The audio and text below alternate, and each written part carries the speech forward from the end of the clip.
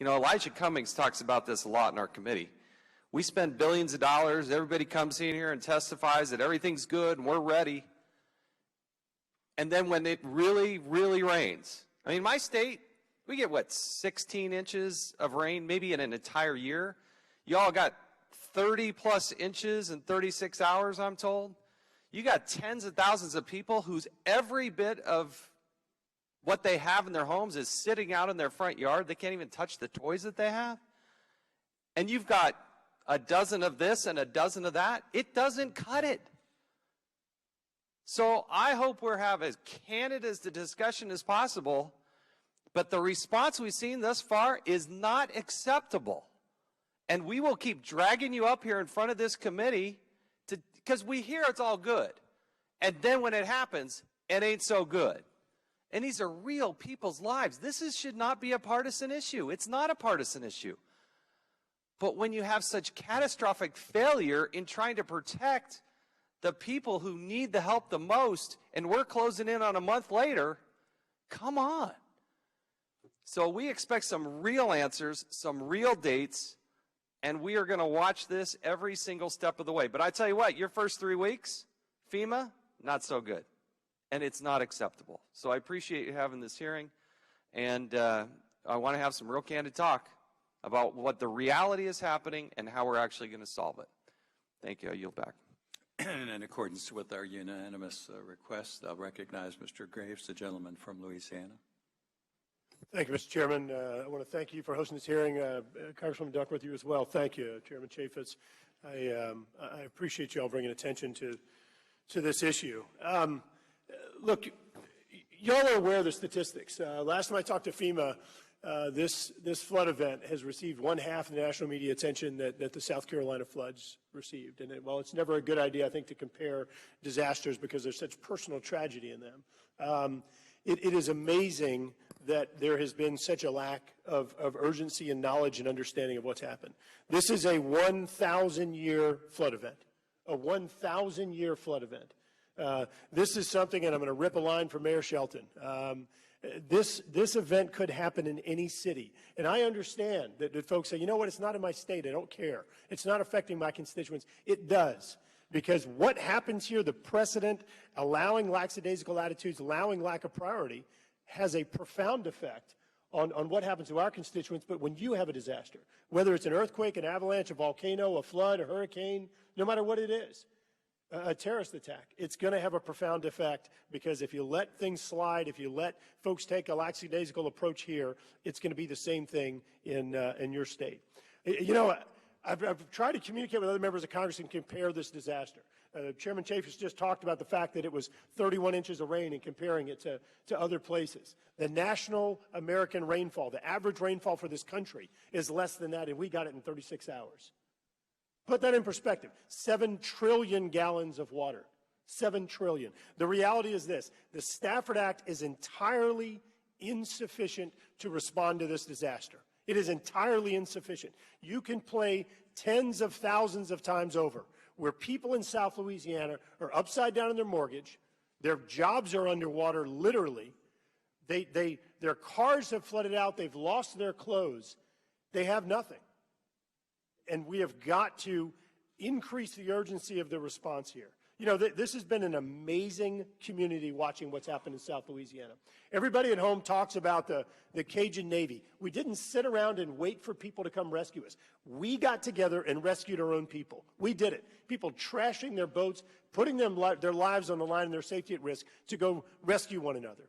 We had the Cajun shelters set up where people opened up their homes, businesses, churches, and everything to shelter people. Cajun chefs popped out, pulling their barbecue grills out, cooking for tens of thousands of people, and the Cajun Army got together, and the Cajun Army did an amazing job going through and stripping and gutting tens of thousands of homes in South Louisiana. Let me be clear. This wasn't because anybody directed them to do it. It wasn't because they were paid to do it. They did it because that's what our community is about.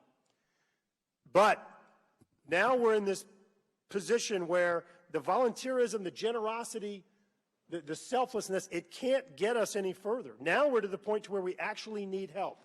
The housing unit progress is absolutely unacceptable. The fact that NOAA can come out in 2 weeks and say that this is attributable to climate change, Fascinating to me. I couldn't even imagine that scientific calculation. This is attributable to climate change, but they can't tell John Doe on whether he's going to get a house or not, whether he's going to have a place to live, still living in their moldy home, still living in a tent, still living in a car. It is amazing what can happen when you prioritize things. You have a political agenda, you can make something happen. And talking about urgency again, in 2 weeks, NOAA can come out and do complex calculations to determine this is the result of climate change. Yet, in 30 years, the United States Army Corps of Engineers can't deliver the Comeet Diversion Project that was authorized by this Congress in 1986. I don't know how many times we're going to continue the stupidity of spending billions of dollars after a storm instead of millions before, making our communities more resilient.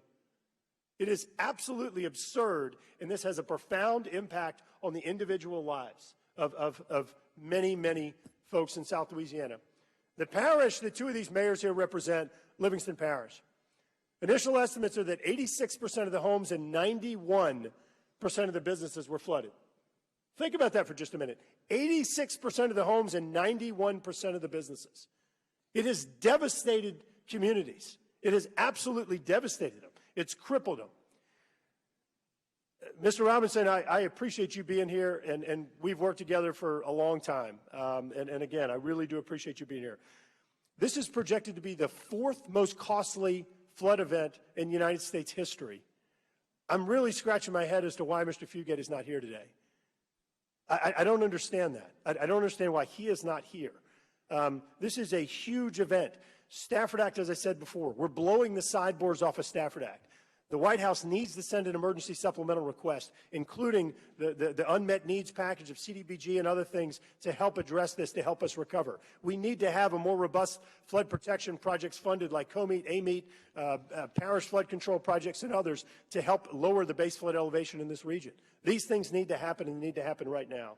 I'm going to yield back. I just want to, Mr. Chairman, very quickly note that we're joined by a number of folks that have been down there in the trenches through this disaster. In addition to the esteemed panel of the governor and the mayors, we have a Lieutenant Governor, Billy Nungesser. We have our Commissioner of Agriculture, Mike Strain, State Senator Chairman of the Homeland Security Committee, Bodie White, a number of other leaders from the state of Louisiana, and folks that have been in the trenches and tireless in their efforts to help recover, and looking forward to working with my friend Congressman Richmond over there on a full recovery package. Thank you. Yield back. Thank you, Mr. Graves. And then according to our unanimous consent request, recognize the gentleman from Louisiana, Mr. Richmond. Thank you, Chairman Micah, for convening this hearing, and thank you for taking the time to come down to Louisiana. Let me thank Representative Duckworth, who has recently been to Louisiana, for her commitment to making sure that the people of Louisiana recover quickly. Let me just thank our governor, our mayors, and the regional administrator, Robinson, for being here today, because what you will do is shed light to what is actually happening on the ground. And my district took a hit in this storm, not as much as other congressional districts, but I lived through Katrina and Rita. And when we start talking about damage and we start talking about things, the one thing we have to remember, in Katrina, we lost 1,500 lives.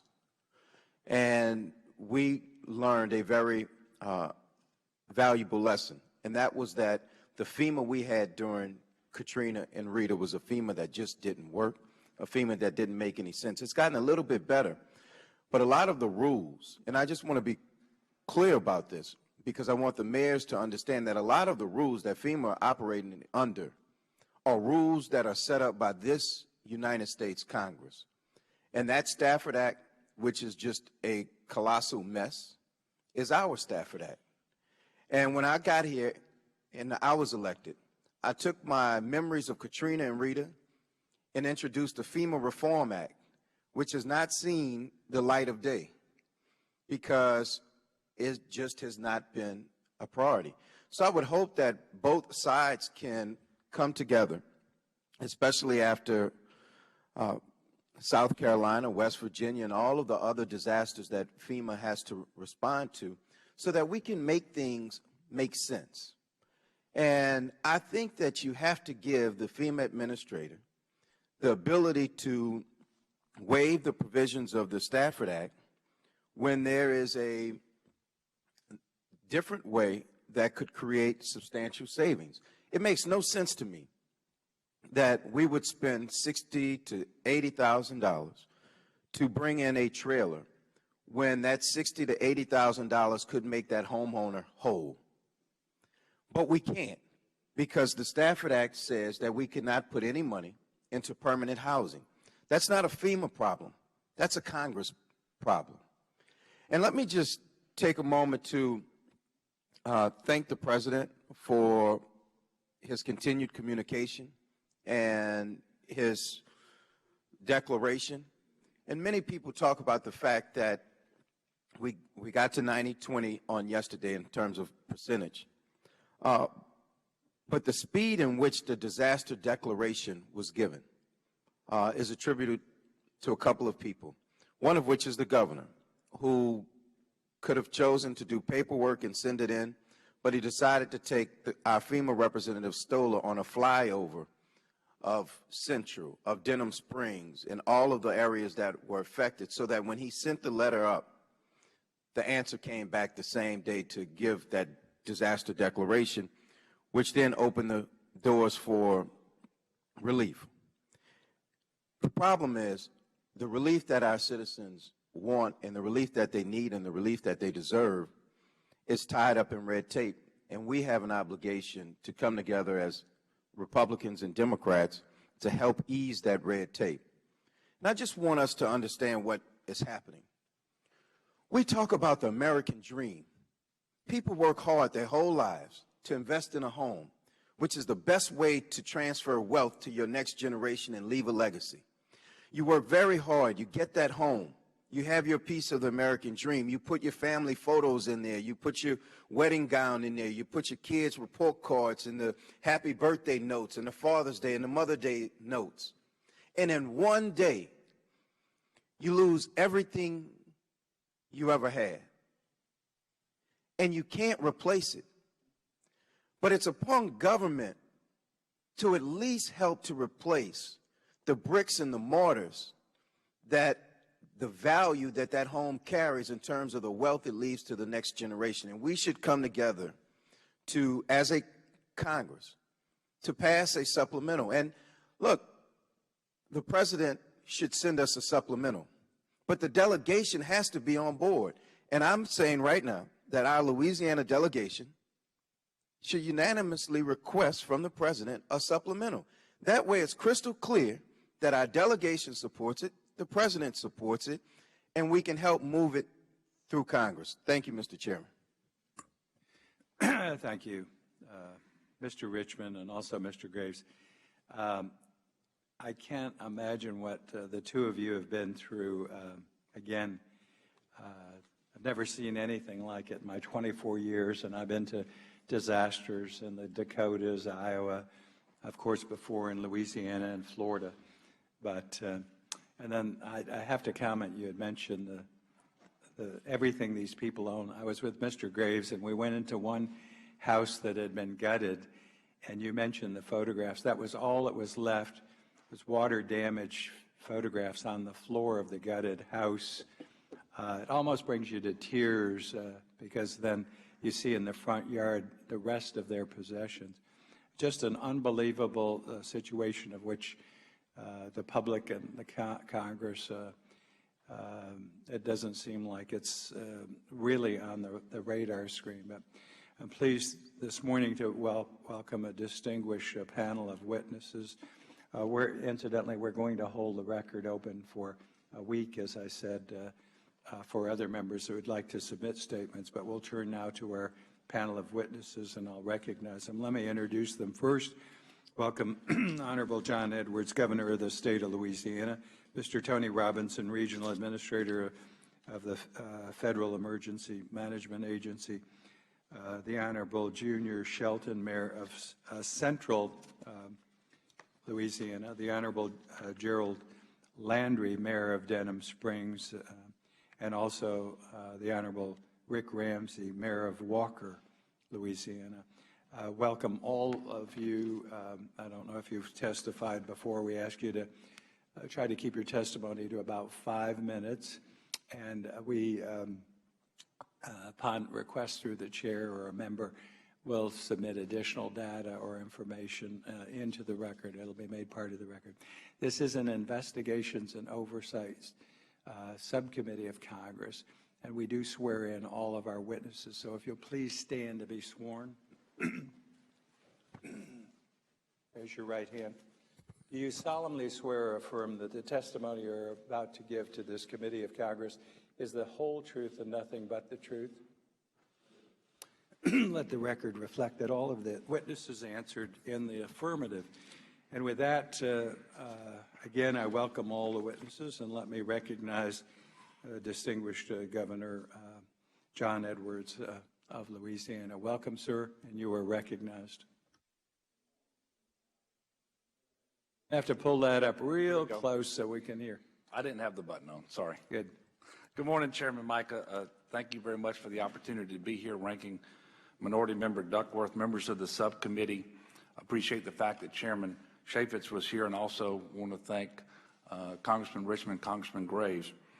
I want to thank you for the opportunity to be here today to serve as a voice for the incredible people of Louisiana, who happen to be the most resilient people I know. I'm also proud to be joined today by Lieutenant Governor Nungesser and Ag and Forestry Commissioner Mike Strain. First, Mr. Chairman, I want to thank you for taking the time to travel to Louisiana to witness the devastation firsthand. It really is hard to imagine what the people of Louisiana are going through without seeing it for yourself, and we thank you for bringing attention to this disaster. Last month, an unnamed storm dropped over 7 trillion gallons of rain in South Louisiana, flooding more than 100,000 homes and claiming 13 lives. Roughly 30,000 search and rescues were performed, with 11,000 citizens being sheltered at the peak of the flood. There were 19,900 Louisiana businesses and 278,500 Louisiana workers disrupted by this flood. To put the truly historic nature of this flood into perspective, South Louisiana received more rain in 48 hours than the Mississippi River discharges into the Gulf of Mexico in 18 days. It was a once-in-a-thousand-year storm event that left 3 times as much rain in Louisiana as Hurricane Katrina did 11 years ago. And while the storm didn't have a name, every person that it affected does. Homes and businesses that had never flooded before were suddenly underwater. Many families lost everything, not just their homes. They lost priceless possessions that no amount of assistance can ever replace. Entire communities were uprooted, children were left without schools to return to, and thousands of small businesses, the cornerstones of these communities in South Louisiana, were destroyed. As of this morning, more than 140,000 households have registered for assistance with FEMA.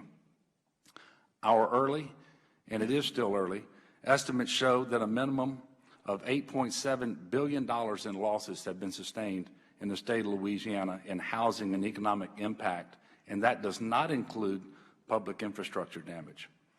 To put a dollar amount on the devastation thus far, the federal government has distributed nearly $500 million in housing assistance to the people in my state whose homes were severely damaged. And the floodwaters did not discriminate. Neighborhoods of all shapes and sizes were left uninhabitable. The story is the same whether you live in the more populated Baton Rouge or rural Lake Arthur in southwest Louisiana, where their residents stepped up and built a flood wall all on their own. The miles upon miles of sheer destruction is hard to imagine, and it's heartbreaking to see it as you travel the streets of South Louisiana. We call it debris when it's out on the side of the road, but that's people's lives. Those are the most precious possessions that they had. As the floodwaters rose, I requested federal disaster declaration for the affected parishes. Within hours, that initial request was granted by President Obama as to 4 of those parishes, and within the next 48 hours, 20 Louisiana parishes received major federal disaster declarations. At times, we were working both response and recovery simultaneously as waters receded in some places, yet caused more flooding in others. 26 parishes granted in this declaration joined an additional 36 parishes declared a major disaster for flooding that happened this past March. Right now, 56 of Louisiana's 64 parishes have received a federal disaster declaration for flooding based on both the March and the August events. Recovery from a disaster of this magnitude takes time and certainly an abundance of resources. And I'm grateful for the help that we've already received from FEMA and our federal partners and the outpouring of generosity from people across the country. The efforts of local government and these three mayors here certainly have performed extremely well, but also the faith-based community has been outstanding. And the people who have come from all over the country to volunteer to help has truly made a difference. And I want to thank the federal government for a quick response. We received word from the President yesterday that the federal portion of the cost share related to public assistance will be adjusted to 90% of the cost instead of the customary 75%. We certainly appreciate that. And from the moment we began monitoring this storm, the federal government has been alongside us as partners. FEMA representatives were actually at the Governor's Office of Homeland Security and Emergency Protection as the rain started falling. And with our emergency preparedness team to streamline our disaster response coordination with the federal government. And I've had the opportunity to meet with Administrator Fugate in Louisiana on 3 separate occasions since this storm happened. I also have had an opportunity to meet with Tony Robinson, who's sitting in my left, and you're going to hear from him in a minute. And together, he and I and a team of folks traveled to just about every parish affected by the flooding, both while we were in the response and as we transitioned into the recovery. So I'm thankful for the quick response that we've received, but I am under no illusion that the response has been perfect. And I, like you, urge FEMA to ramp up the delivery and installation of manufactured housing units in Louisiana. While the response in terms of receiving manufactured housing units after this storm has been the quickest in terms of any other Louisiana flooding disaster, it certainly has not been fast enough for our families who've lost their homes and have no place to go. Nearly 1 month after this flooding began, 662 families have been approved for manufactured housing. However, only 48 manufactured housing units are currently in the process of being installed. So I'm asking FEMA to explore ways in which it can expedite this process to ensure that those who have been impacted by the flood can transition more quickly into a stable living environment. I recognize that this is not the FEMA of 11 years ago, but we can always learn how to best serve those in need. We can always improve our response to disasters, and we can always strive to make times of disaster easier on the people who are impacted. Floodwaters in Louisiana touch places that have never flooded before and are not in flood zones. This has put many of our local communities and homeowners who were in compliance before the flood in the untenable position of not being able to rebuild their own houses, even though the flood maps will not even be changed as a result of this event. 80% of the homeowners whose homes were damaged did not have flood insurance.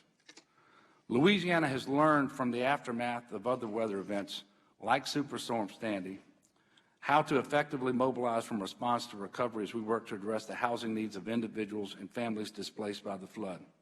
Our state has implemented an innovative housing program called Shelter at Home, and this program enables eligible individuals or families whose homes were damaged to take shelter in their own homes while they rebuild if those homes can be made safe, habitable, and secure with $15,000 of work. And the people want to go home. The focus of this program is simple. We want them to be able to go home and back to their communities, their schools, their churches, and their places of employment. And while it doesn't make a family whole and it doesn't fully repair a home, it does help the families get a jump start on their full recovery. And we're operating this program in partnership with the federal government, and we've had more than 17,500 homeowners register for the program in the 2 weeks since we launched it, indicating a real desire to return home and to a sense of normalcy. And it is within this framework that we traveled to the nation's capital yesterday to seek much needed assistance for our state's recovery efforts. And I'm calling on Congress, respectfully requesting Congress to support a supplemental appropriation of $2 billion for community development block grant funds to allow for public investments in housing, economic development, and resilience infrastructure. Louisiana's housing need is projected to exceed $1.2 billion alone, with an outlook of $3 billion in economic loss, including $110 million in losses to the farming community, and the preliminary estimates of $8.7 billion in damages that do not include public infrastructure losses. The $2 billion request for CDBG funds is a necessary step to rebuilding Louisiana, and simply put, we cannot recover without it. I'm also asking Congress to clear the $724 million backlog of Federal Highway Administration emergency relief funding to ensure that our state can effectively manage the rebuilding of infrastructure crippled by the flood. Rising floodwaters forced the closure of over 200 highways statewide, including every single interstate in our state except for one. There were approximately 30 state roads that were washed out as a result of the flood. And by clearing the emergency relief funding backlog, Louisiana would be able to receive $14 million from the March flood and $25 million from the August flood to help address our most critical infrastructure needs. And although this was a 1,000-year flood event, it is imperative that we protect our state and citizens from more extreme weather events in the future. And to that end, I join with Congressman Graves in requesting $125 million in funding for the Corps of Engineers to fully fund the Comeet River Diversion Project, which has been on the books and underway for 20 years. The completion of this project, coupled with the completion of the Amite River Basin Study, will allow our state to rebuild communities in a safer and more resilient manner. I also believe that it's critically important to address the social service needs of Louisiana families, particularly children who've suffered through the trauma of this disaster. The ability of our state to provide quality mental health and support services to disaster-affected populations is crucial. And to that end, I'm requesting a supplemental appropriation of $92 million in social services block grant funding to provide support services to the vulnerable individuals and families affected by this disaster. Louisiana will move forward. The resilient spirit of our people will never cease to amaze me, but we still need help to truly and fully recover. We have a long road ahead of us to meet the needs of our citizens, our communities, our economy, and our infrastructure. And I look forward to working with Congress with the support of Louisiana's congressional delegation, as well as with this administration and the next, to ensure that our great state fully recovers from the historic and unprecedented flooding that has turned too many lives upside down. Thank you very much, Mr. Thank you, Governor. And we'll go now to Mr. Tony Robinson, the Regional Administrator for FEMA. Mr. Robinson, you're recognized. Good morning, Chairman Micah, Ranking Member Duckworth, and members of the subcommittee. My name is Tony Robinson, and I am the Regional Administrator for FEMA Region 6, which includes Louisiana, Arkansas, Texas, Oklahoma, New Mexico, and the 68 federally recognized tribes within that geographic area. I welcome this opportunity to discuss FEMA's role in the response and recovery efforts to the flooding disaster that took place in and around the Baton Rouge, Louisiana area between August 11th and August 31st, 2016. I also welcome this opportunity to publicly commend the state and local elected officials sitting at the witness table today, as well as local first responders. These are dedicated public servants who are working tirelessly to serve the needs of their neighbors and communities, and I appreciate all that they have done and will continue to do.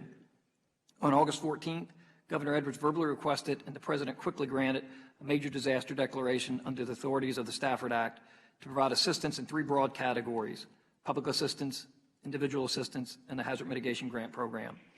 Yesterday, the President approved the 90% cost share for all public assistance costs for this disaster. The President's announcement of the cost share adjustment is another step in the administration's ongoing response to the flooding in Louisiana. FEMA's public assistance and individual assistance programs are made available in areas designated as part of the Major Disaster Declaration, while the Hazard Mitigation Grant Program is authorized across the state. During the response and recovery phase of the disaster, FEMA works to support the state as the state works to support its local governments. For example, if a community identifies a shortfall in its capability to support its residents in the wake of a disaster, the community calls upon the state to identify resources to fill that capability gap. If, however, the state determines that it does not have the resources to fill the gap as identified by the local officials, the state then turns to FEMA to draw upon federal resources to fill that gap. Even so, FEMA is moving aggressively to make sure it is properly positioned to provide federal assistance when a state requests it. On August 12th, in advance of Governor Edwards' request for federal assistance, FEMA deployed incident management assistance teams to Louisiana to coordinate with state and local officials on life-saving and life-sustaining operations. In support of survivors, FEMA delivered more than 2 million liters of water, 1.3 million meals, 17,700 cots, 12,500 blankets, and 2,000 tarps to the state. At the request of state and local officials, FEMA also deployed a national urban search and rescue task force to supplement local search and rescue operations, and also issued a mission assignment for a national disaster medical assistance team to support the state's medical shelter operations. Along with the state, FEMA is prioritizing housing options for survivors as we continue to work with the state-led housing task force to identify options that meet the unique needs of disaster survivors. There are several options available.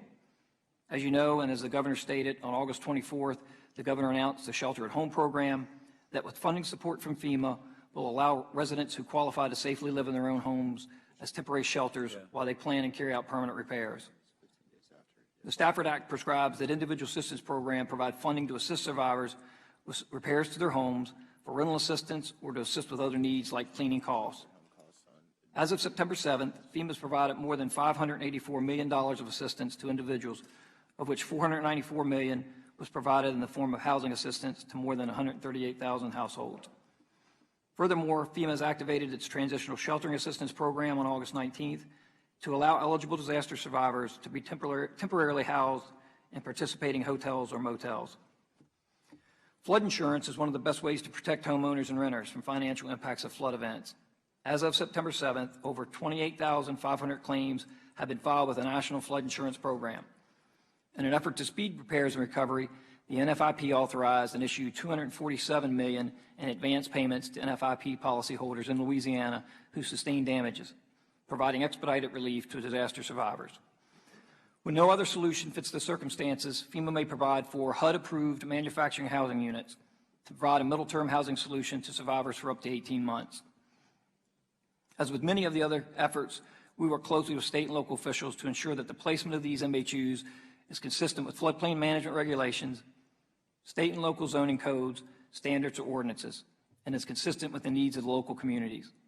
We continue to work closely with the state as they engage their local communities and identify projects eligible for the public assistance program. The state has scheduled applicant briefings and kickoff meetings with local officials.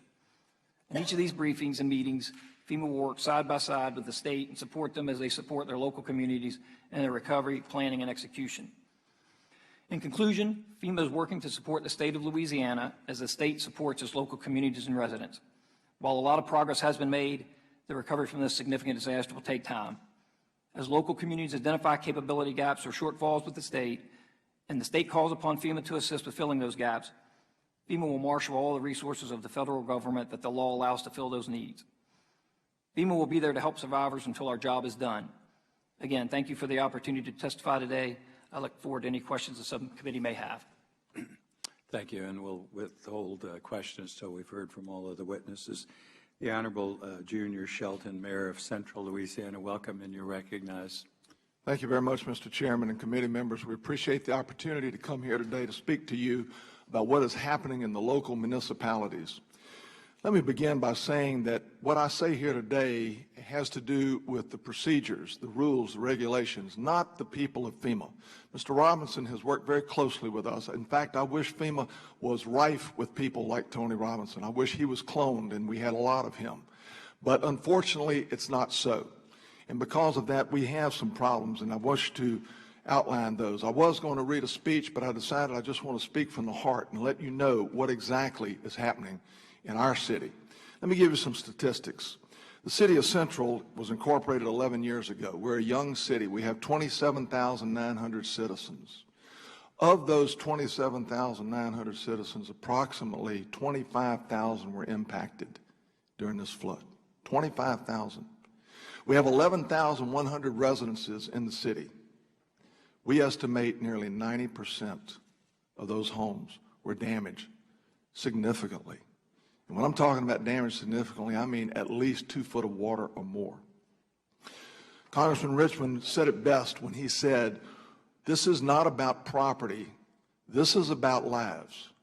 What you see in pictures that have been handed to you, the debris that's out there, that's not debris, that's people's lives. Can you imagine if you were 60, 70 years old and you lost everything that you had? How do you start over from there? Quite honestly, we have mental health problems taking place in these municipalities that are represented here today. We have suicides. We have mental breakdowns. We have families being torn apart because honestly, they don't know how they're going to get back on their feet. Let's talk about the response from FEMA. I understand the hierarchy, that FEMA is to work with the governors, the state governmental agencies. And I want to compliment our governor and our state for the work that they have done.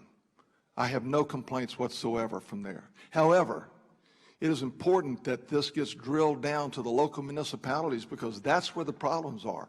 I should not have to go to the governor's office with individual problems presented to me by my citizens. We should have contact, constant contact with FEMA. 21 days following this event is when I got a liaison appointed to me. Nice lady, but she has absolutely no authority. Every question I've asked her, she's had to go up the chain. And I can only imagine how that chain is placed upon her to try to get answers. So I don't blame her, I blame the system. And that's what we're here today to talk about. Disaster recovery centers. There was an announcement that there was going to be a disaster recovery center set up in East Baton Rouge Parish, one. And I went ballistic on the radio that a parish as large as East Baton Rouge Parish was going to have one disaster recovery center. Within the day, I had a call from FEMA saying that we would have one. And I think it's only because I got out there and complained about it. Now, it was explained to me that there was going to be more disaster recovery centers set up, but the information being given to the public made it sound like only one was going to be there. That disaster recovery center is often the first contact anyone has with FEMA representatives. And they're asked a series of questions. And I must tell you, after hearing the series of questions, I believe they're set up to exclude people instead of categorizing their needs. Let me give you an example. If someone were to say to them in that interview, do you have a place to live? And they say, well, yes, I'm staying with my in-laws. They're immediately put off on the side saying they don't have a housing need. We all know that's not acceptable. Instead, that question should be, how long will you be able to stay there? Well, maybe a week. Okay, we'll get back with you in a week and see if you still have housing needs. Instead, it's put on that citizen in this time of turmoil and unrest to have to come back to ask for housing. That's unacceptable.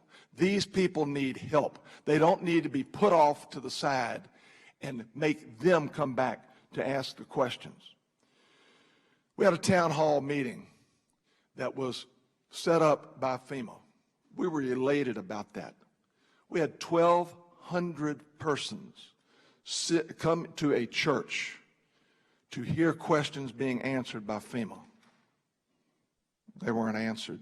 Had it not been for representatives from the governor's office, there would have been very little substantive answers given there. The very first comment that the representative from FEMA said to this group of 1,200 citizens seeking help was, hey, if we tell you no, come back and ask us again. That's telling those citizens, we're trying to put you off, we're trying to wear you down, instead of, hey, we're going to try to help you, we're going to try to figure out your needs. They're trying to exclude instead of include. The MHU, or mobile housing unit issue, that should have never been an issue. I want to give you a statistic that not many people know. In East Baton Rouge Parish, or county, we had 33,000 homes flood that are not in the flood zone. We had 31,800 flood in the flood zone. You heard me right. We had more flooding outside the floodplain than we did inside. But the policy was an MHU does not go in a flood zone. But yet we're going to put them in the flood areas that outflooded even the flood zones.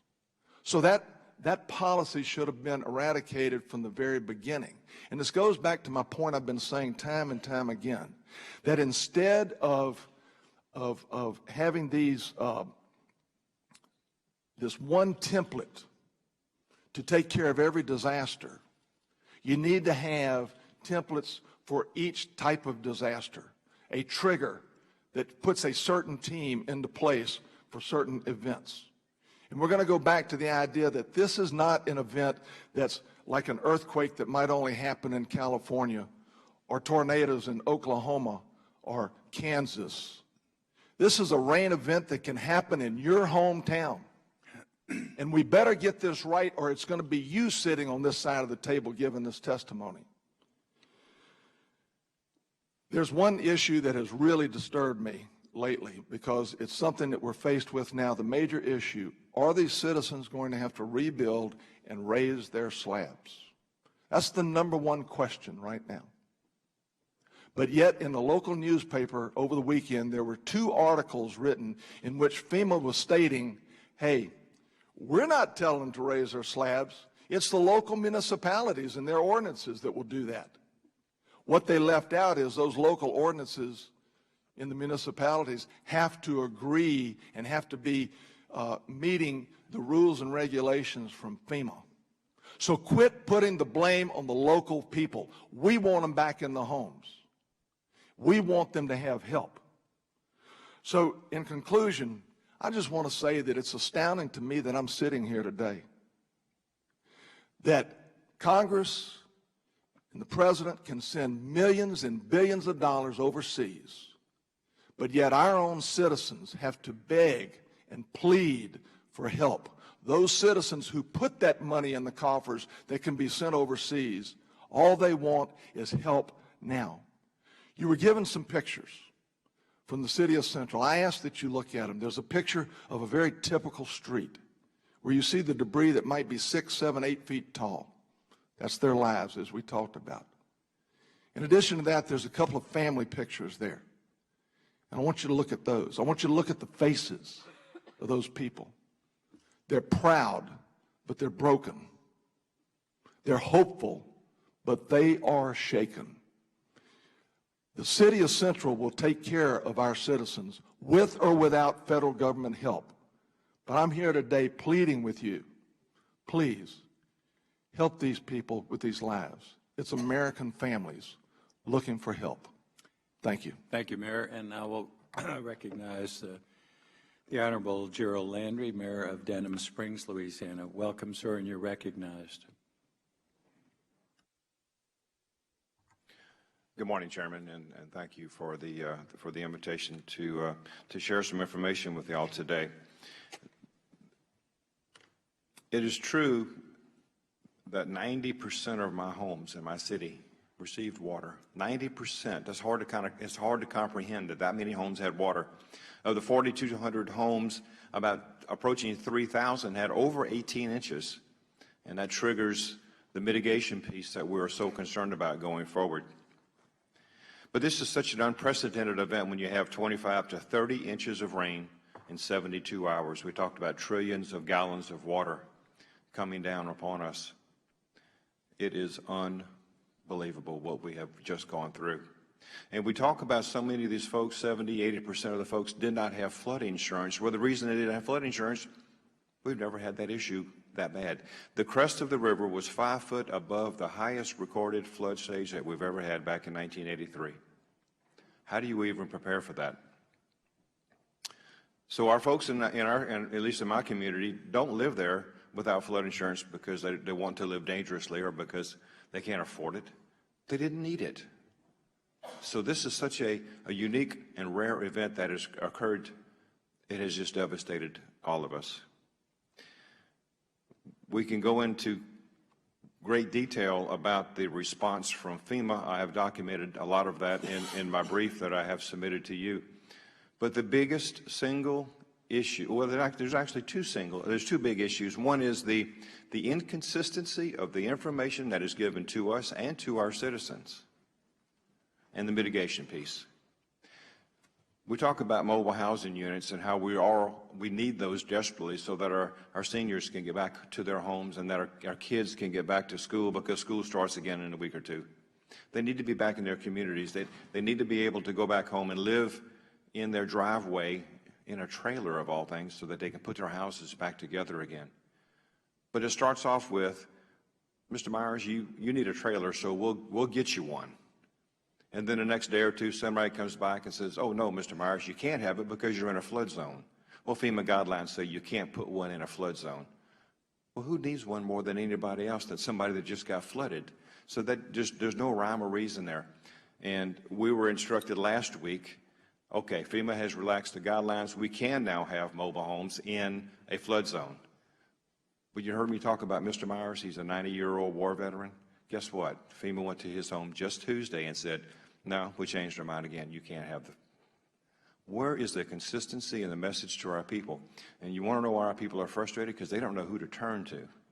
They cannot get the consistent information that they need to make an intelligent decision. So to say that I'm disappointed and frustrated and angry is an understatement. My community, unlike Mr. Shelton's, is very old. We've been around since 1828 when Mr. Denham came and discovered some springs, hence the name Denham Springs, and it was at that point in time when this community started to flourish, and we have large families, a lineage of generation after generation, such a strong sense of community, and that we all pull together and we all support each other. And so this disaster is about real people. It's not something you just see on TV and you don't connect with, but we are definitely all in this together. My community has an antique district, and the buildings go back to the early 1900s. We have football. Everybody has football. We also have football, but you know what it is? We sell season tickets, and we sell out of season tickets every year to high school football. That's the kind of community that we have. Our citizens love our city, and I love my citizens. And I'll try to be their voice. Another 90-year-old, Mr. Hewitt Underwood. Mr. Hewitt served our country in the Second World War in the Coast Guard, has always been to the veterans, has always attended every veterans function. He's such a proud man. And now his home had 57 inches of water. He has a bride of 59 years is how long they've been married, and they want to just go back home, but with the possibility of having to elevate their home at a cost of about $100,000, he can't afford that. The home is only worth about $100,000. He's 90 years old. He just wants to go back home and live the rest of his life in peace and enjoy his kids and his grandkids and his great-grandkids. To show you how dedicated he was, some of the possessions that he had they were able to remove them from the home before the floods. And then after the floods, they went back to go and retrieve some of those. And when Mr. Underwood walked into his storage room, the first place he went to was the drawer where he kept his medals, all of his service medals from the military back in the Second World War. That's how much he served his country. That's how much he loves his country. But now the country is not serving him. With the ridiculous guidelines and the procedures that FEMA subjects him and his family and everybody else in my community and these other communities is uncalled for. It's unbelievable. You have to be on the ground to truly understand exactly what our folks are going through. I would challenge anybody from the FEMA headquarters, play undercover boss. Come to my city. Go work the streets and see what your folks are telling my people. I had a 70-year-old gentleman in my office just yesterday, in tears.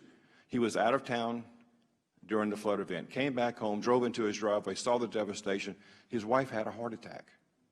Now, she is in Hammond, 30 miles away, in a hospital. Her sister is taking care of her while this poor guy is back at home trying to take care of his possessions, trying to gut out his house.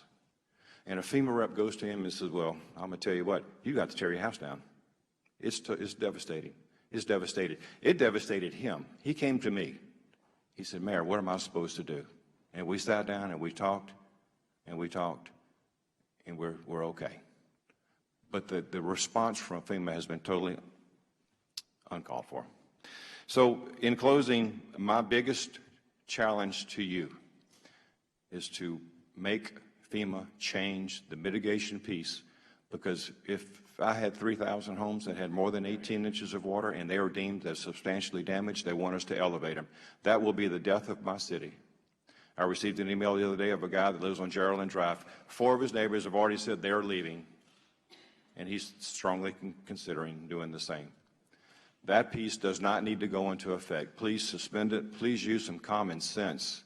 The fact that you're going to make somebody raise their house on a 1,000-year event, a rain of such epic proportions, nobody could ever comprehend what was going to happen. So do not, please, I ask you, please do not make us raise our homes. Thank you very much. Thank you, Mayor. And we'll now hear, thank you for waiting patiently, to Mayor Ramsey. Mayor Rick Ramsey, Mayor of Walker, Louisiana. Welcome, and you're recognized. Thank you, sir. And again, thank you, Chairman Micah, for coming to Louisiana and viewing what devastation and what we've been going through for the past 3 weeks, and for calling this hearing. I think that's extremely important. I want to reiterate what my two mayoral colleagues have said. I agree with every point that they've made on FEMA. My experience with the FEMA representatives on the ground is that they're actually caring people that feel the hurt and the needs of the citizens of our area. The problem is their hands are tied. The bureaucratic maze that they have to weave their way through to get anything done is impossible. The other issue is that, from what I've seen, probably 50% or more of them are either rookies that have no experience with a previous disaster, or part-time employees that have no previous experience. We had a large group that were brought in from Puerto Rico that really has no idea what Louisiana is about and what we're going through in this area. They're good people. They're trying. Their hands are tied. They cannot do anything. There's too many rules. There's too much of an effort to make this a cookie-cutter approach. I've heard 100 times, look how much we've improved since Katrina.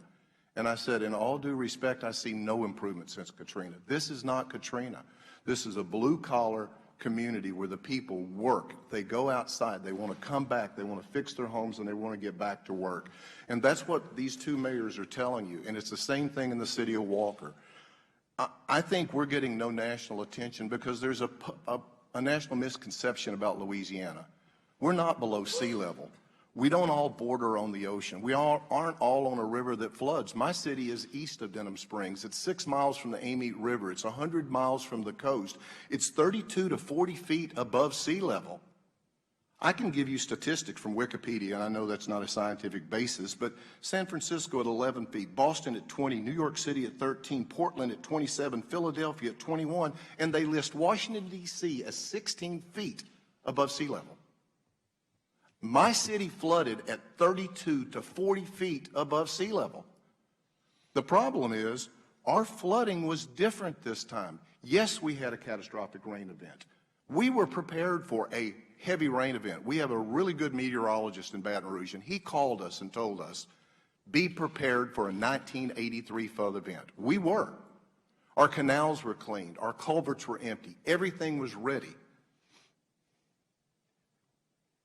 We expected double-digit rains. It's not unexpected for our area. We get a lot of double-digit rains in Louisiana. We've endured Juan. We've endured Allison. We've endured Rita, Katrina, the unnamed storm of 2013. 17 inches of rain is nothing unusual. We got 27. Yes, that's unusual, but that was over a 7-day period. Our drainage was holding. Lake Pontchartrain, Lake Manchac were at low levels because there was a westerly wind. Our drainage was holding. On Saturday afternoon, when the rain stopped, I believe that was the 13th, water fell 3 to 4 inches in Walker. 3 to 4 inches. People quit worrying. They went into their homes. They drank a beer. They watched TV. They were celebrating.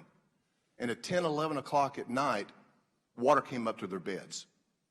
We had a wall of water come down Interstate 12, 5 to 6 feet in depth. This interstate was just completed less than 2 years ago. It's the city's contention that we raised the flood elevation in our city by 5 to 6 feet. Areas that would not have flooded. Yes, it's a 1,000-year flood. We would have had minor to moderate flooding in Walker. Instead, we had catastrophic flooding in Walker. We had homes that were built above the base flood elevation that took 3 feet of water. My personal home had over 5 feet of water, built in '73 and never flooded. Through every rain event since 1973, 79, never flooded. This is unacceptable. We have a situation in southern Louisiana where a barricade is being built across our interstate system. Good intentions, absolutely good intentions. It was to save lives because we had lots of collisions on the interstate. We lost 13 lives in flooding, but you're not hearing about in the city of Walker where a 67-year-old man put a rifle to his temple in the Best Western Plus and killed himself 2 days after the flooding, or the mother who took a knife and cut the throat of an 8-year-old daughter and then killed herself after the flooding. Did the flooding cause that directly? No, I can't say that. Was it a contributing factor? I think there's no doubt, and I think everybody agrees with that. I've submitted pictures to your group. I've submitted thumb drives to your group. I would love for y'all to review them, the videos that show this. You know, we're not a group that likes to go out and ask for help. The hardest thing I've had to do is to ask people to help me in my home. Louisiana people, country people, they take care of themselves. This has been devastating. I'm looking for it to be even worse. And the biggest problem I have right now, and I don't know if I'm stepping on y'all's toes or expanding on it, but as I understand the Biggers Waters Flood Act, once you claim a flood event, then your flood insurance goes to 100%. If it goes to 100% and you have flooded, you're going to be paying, from what I've seen locally from people that sold their houses, anywhere between $800 to $2,000 a month for flood insurance, per month, depending on your home. What that is going to do is bankrupt that area. Banks, mortgage companies, because people will walk away from their homes. They cannot afford a mortgage and flood insurance at that rate. We have got to reform that. We've got to give assurances to the people that they're not going to have to elevate their homes. We've got to give assurances to the people that their flood insurance is not going to become so onerous on them that they cannot afford to pay a mortgage. If it's truly a 1,000-year flood that we've heard, exempt them from the Biggers Waters Act. Do not penalize them for being flooded at a time when this shouldn't have happened. I could go on, as everybody here could. I see I've overgone my time. There's every personal story that you could want. You talk to us afterwards. We'll be happy to tell you about it. And I'm sorry I got off on a tangent on the issue of the interstate, but there is no doubt in our minds. I had a very renowned meteorologist tells me that anybody that looks at those pictures and says that that did not impact flooding is insane. So thank you. Again, I thank each of you for being with us. Again, I came back just in shock, and this is about people and families and their lives just disrupted beyond anything we could imagine.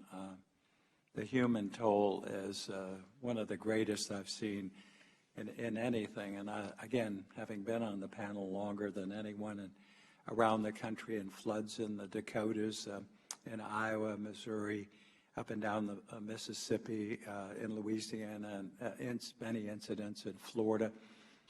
Never seen anything quite like this. And we do need the flexibility with the federal programs to be able to address this type of disaster and others yet to come.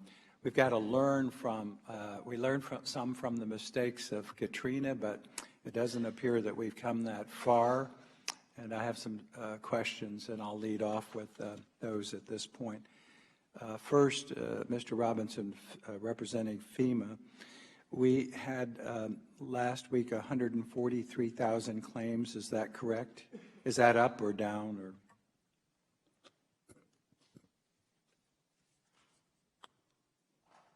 As of yesterday, 140,000 claims. 140,000. And how many of those have received any funds? At one time, they told me about 40,000 when I was there last week. I'd have to get back for the record. There's I think that's very important. Over 590 million in assistance.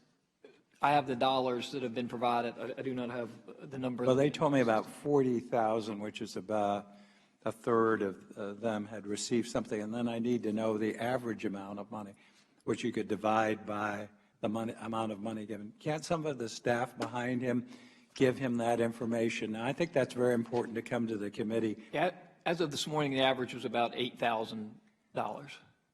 But I'd like to know how many. And We'll get maybe back you to can the record. reverse that and give us the math on that. Most disturbing to me is, and again, we went through this fiasco with the trailers that had formaldehyde, but we knew we had to have shelter for people. We still have 250,000 people displaced. And again, the wrong questions are asked. They're living with family. Some of them are driving all the way from the New Orleans area for shelter. It's a situation that is not acceptable. And when I asked to see what shelter FEMA had provided, this is more than 2 weeks out. Again, we had the one, you guys put up the one unit.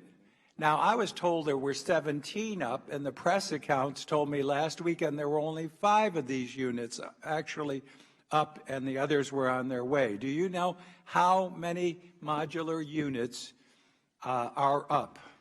As of last night, we had 110 on site. No, that's not the question I asked. How many are actually there and occupied, functioning for people? I'd have to get back with you on that number. No, that's not acceptable either. This is the one unit 2 weeks later. And again, the most essential thing is housing, and we had one unit, and they was told $60,000 for this one unit or more. That's a bigger unit, and that was the only one actually deployed and livable, somebody in it. We had 73 on the lot that I visited. They're lined up there. They told me they had 250 approved for placement, but they were not deployed. I asked the question, was there a contract in place to deploy and erect these? They said yes. So something's dramatically wrong. We'll be a month out on Sunday, and we have these units sitting there, only a handful deployed, and 250,000 people displaced. The other thing is these units are useless for 95% of the locations. They don't fit in people's driveway. The only place they could be deployed is to a rural area, and we had those incidents. We have 1,000, I'm told, on the way. But what are these people going to do in the meantime? This is not an acceptable solution. I talked to Administrator Fugay. It's not acceptable. Now, I know they can rent campers or portable units. Has any attempt been made to get that kind of equipment so that they could put them on site, stay there, and repair their homes? Chairman Micah, there's several things we're trying to do. First and foremost, as the governor mentioned working with his program to do shelter at home. Shelter in place, and I have questions about that. My question is, do we have other types of housing that can be located at the site where they can, to do the shelter in place, they've got to have a place to stay and live even while they're doing the repairs? Under the rental assistance program, an individual can Rent is available, but again, has there been an effort made to get some types of units made available, either a call to the industry to help or anything? Ask Fugay about this, because again, they can get these houses back according to the program to shelter in place, but they've got to have a temporary place to stay. Under the rental assistance program, a survivor can rent a travel trailer. But that's not my question. Has there been an outreach? Is there a program? Is something online that tells them that this is an eligibility? Our program, since it's for up to 18 months, we look at HUD-approved units, so they put people in safe and secure units. That doesn't answer my question. The other thing, too, I heard, Governor, when I was there, is it took a long time to get the shelter in place. I think it was the incident was the 11th, the 24th. Was that the date that you finalized the shelter in place program? I think you testified to that. Sorry. Well, again, I'm told it was the 24th. It was And- just and- before I got there, because Yeah. I'm saying, why hasn't anything been done? They said that, well, the state has not approved a plan, and I guess I got there on Sunday. On Thursday, you had approved the plan, the shelter in place. I see. Yes, but I would not characterize it, nothing had been done before that. When I go to FEMA, they say, well, we have to wait on the state to have their plan. That plan was not, there was some delay. Usually when you have a disaster, within a week you get the assessment and a plan. This was a couple weeks in drafting.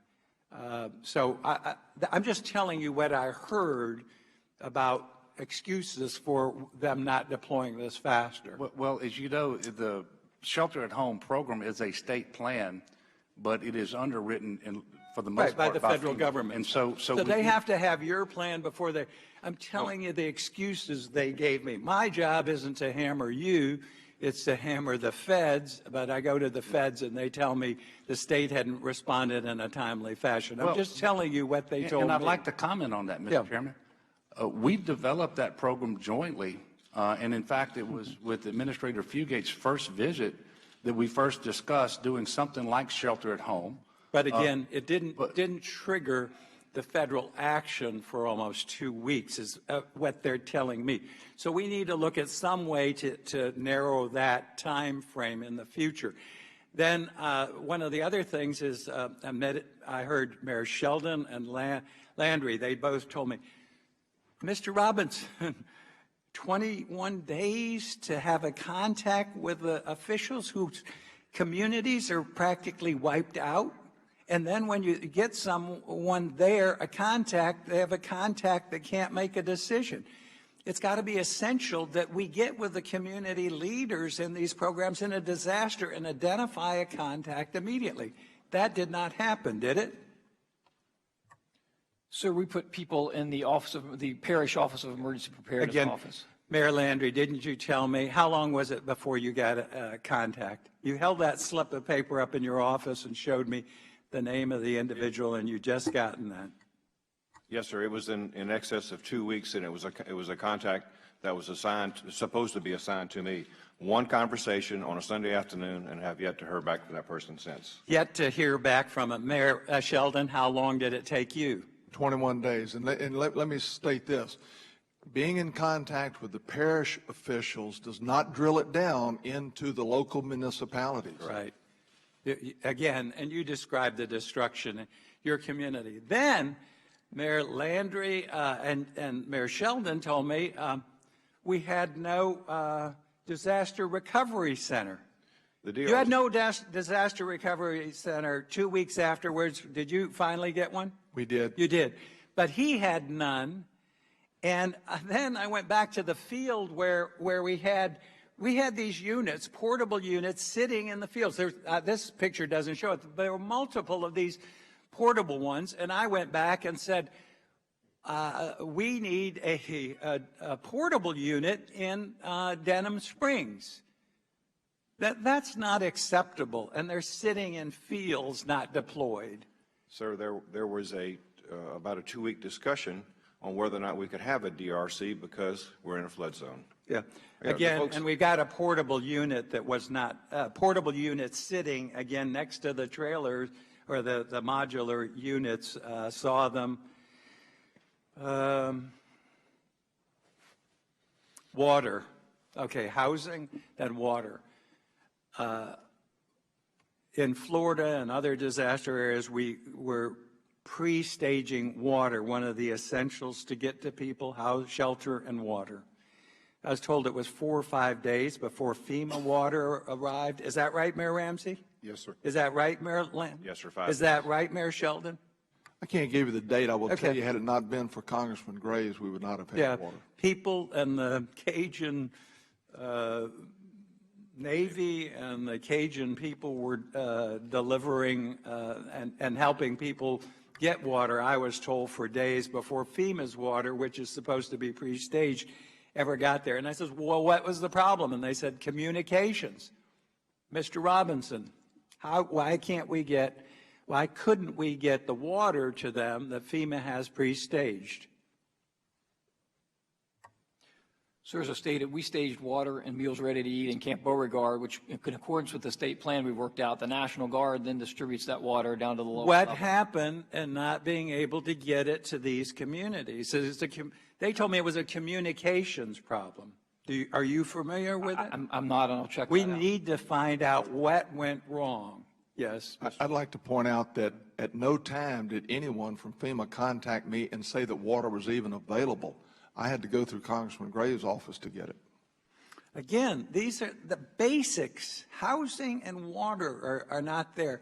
We've got shelter, which we're paying $60,000 a unit or more, and $20,000 to erect them, and they don't fit at 95% of the sites, and we have a handful of them deployed. This is a pitiful federal response by any measure.